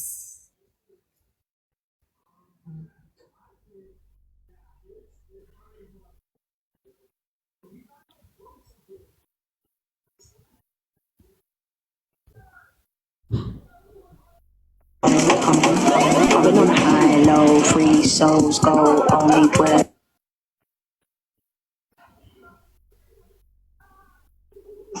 Mo ní ohun tẹ jù lọ́dọ̀ Statini lẹ́ǹkan sẹ́mi ò gbọ́ lẹ́nu yín rí kí ló ṣẹlẹ̀ gangan. Wọ́n ní jẹ́jẹ́ lèèyàn máa jókòó tó máa báwo lẹ ṣe máa ń sọ̀rọ̀ yìí báwo lẹ ṣe máa ń pòwe yẹn jẹ́jẹ́ ni jẹ́jẹ́ lèèyàn máa jókòó tó máa tọ́yàn. èmi ò ń ṣe èèyàn tó ń fa wàhálà tó bá ṣọ̀rọ̀ ìfọ̀ Mohbad yìí tẹ́ pé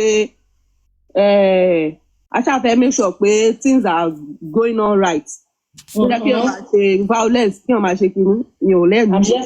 I'm here to support you. mi ò lẹ́nu gbogbo ẹ̀ gbogbo eléyìí. This lọ dé o. Food tó yẹ wọ́n máa ṣèkè hàn for food ni. mo fẹ́ káwọn èèyàn pọ̀ kí àwọn èèyàn wọlé dáadáa kí tó sọ̀rọ̀ because ó dọ́wájú ó ń dẹjọ́ tó bá di ọjọ́ kínní sìn yìí kọ́ máa ní kínní kan bẹ́ẹ̀ ẹ̀yin náà ṣe ti sọ̀rọ̀ tẹ́lẹ̀ ṣe ti pariwo ẹ̀ síta ṣe ti.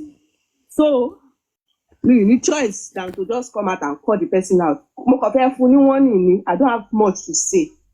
mi ní mọ̀ láti sọ because a ní party lẹ́nu. Ademi nípa fẹ́ ṣe. Okay, tí a máa gbọ́ láti lọ.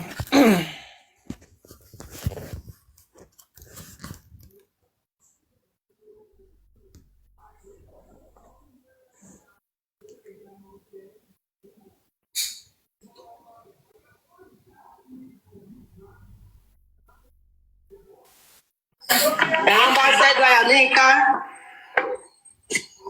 ṣé Yọ̀mí ti kúrò níta ni. Ó ti kúrò ń bẹ̀rẹ̀ lánàá náà.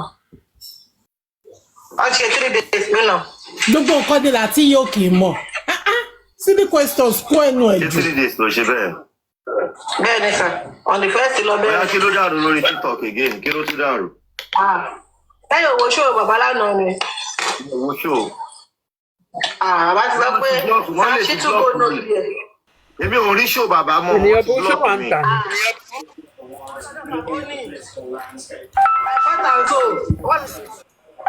Kí ló ṣẹlẹ̀? Omi Abi store ṣẹ́nu tí o. Ṣàṣìtúbọ̀ náà wíyẹ̀. Wọ́n wá ju ṣọ́ọ̀bù sí Búkì. Wọ́n ju ṣọ́ọ̀bù sí Búkì. Ìránṣẹ́ òun ni Búkì.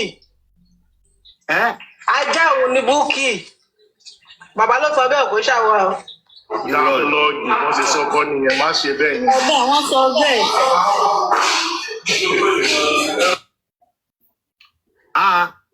Irọ́ ni. Adépọ̀ránṣẹ́ mi tí wọ́n ránṣẹ́ mi ni. Wọ́n sọ bẹ́ẹ̀. Remember how very. Mo ń bọ̀. Ẹ lọ bílẹ̀ lọ́dọ̀ Fàbọ́dé kẹgbọ́n fúnra yín ṣé bóun tó mò ń parọ́ ni. Wọ́n sọ àti ṣe démi tẹ̀lé wọ́n láàárọ̀ yìí náà. Onílẹ̀ yìí máa wáìnì mi jàre. ẹ má dòrí lórí wọ́n fẹ́ fọmọ olúwàbí sí tiwọn. Gbọ́ dámúlọ́ọ̀dù. Ọmọ. Ṣé ṣáàṣì tó kọ́ lọ?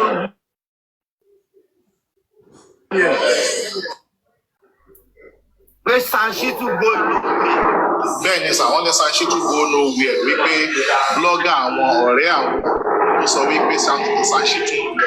Wọ́n dárúkọ blọ́gà àwọn onílé.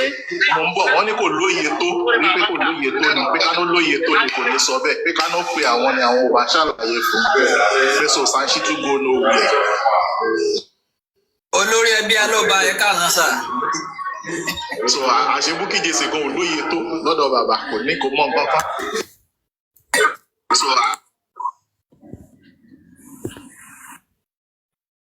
Ẹ dẹ̀ mọ̀ pé bàbá ò lè fi sílẹ̀ bẹ́ẹ̀ yẹn ta ló bá máa fún wọn sí payroll 100. Wọ́n ní ìránṣẹ́ yẹn.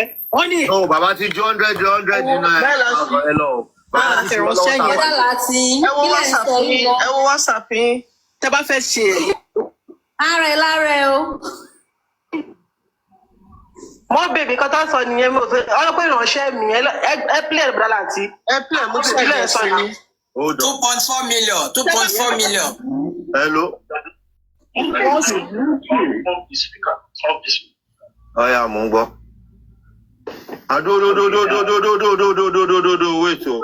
Wait o. Ẹ fi sí síkà kò sábò sí ọ̀kan mi bá. Mò ń gbọ́.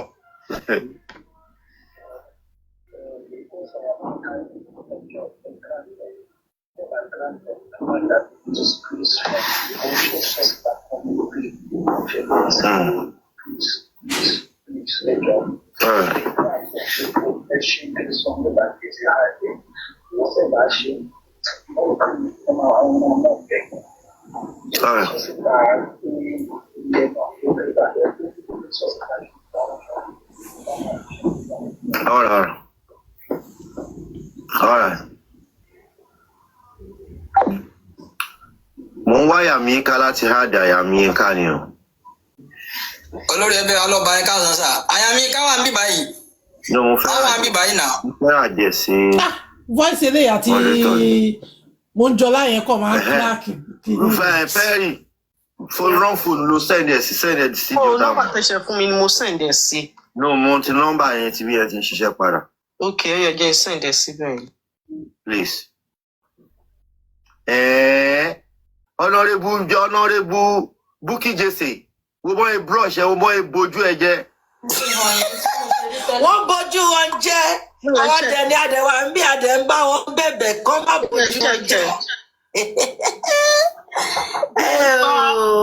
Gbájé tán.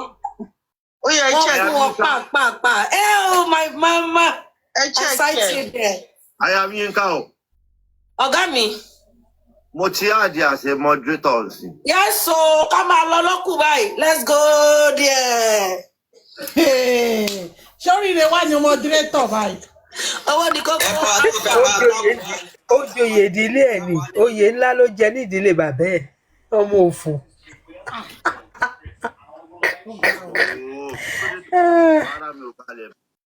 Abídà ṣe ń dùn bí kórówó e. Ó máa lóòdù náà. Wọ́n ṣe wọ́n kiri. Bàbá yìí kò dájú bàbá yìí ò lè rí sí. Ẹ káàárọ̀. Yẹ́sà àpẹtọ̀. Sọ yẹ kí bàbá kó jẹ ojú kí lorúkọ rẹ̀? Blọ́gà wọn. Honorable Bukky Jesse. Honorable Bukky Jesse. Wọ́n ní blọ́gà wọn ò níye tó ni. Ó yẹ kó pe àwọn kó tó bọ́ síta. Ó ga o. Wọ́n fún ní pòṣàpòṣà. Ẹ wá bẹ́tò lọ sà. Jẹ́ ń gbé sí fóònù mi jọ ń tọrọ lọ. Kíní yìí o. Blọ́gà kọ́ olùránṣẹ́ ni o. Olùránṣẹ́.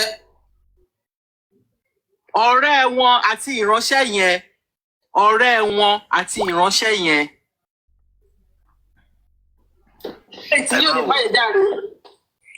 Iṣẹ́ àmájìrà ẹ má jiyàn.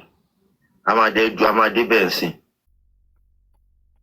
Àti tí ìjọba ti pẹ́ kó tó load ẹ lọ sọ́dọ̀ Fàbónì. Kọ́tà sọ́ọ̀dì yẹ. Ó ti load. Jẹ́ ń tọ́ Bluetooth. Ìwọ Bluetooth bí ìwọ kúná. Bluetooth bí bá ìwọ jáde. Odindi Honorable Bukky Jesse. Jẹ́ ká power tap bọ́dà láti ẹ má yìí play àwọn èèyàn fẹ́ ganu sí gidi. Ẹ jẹ́ ká power tap.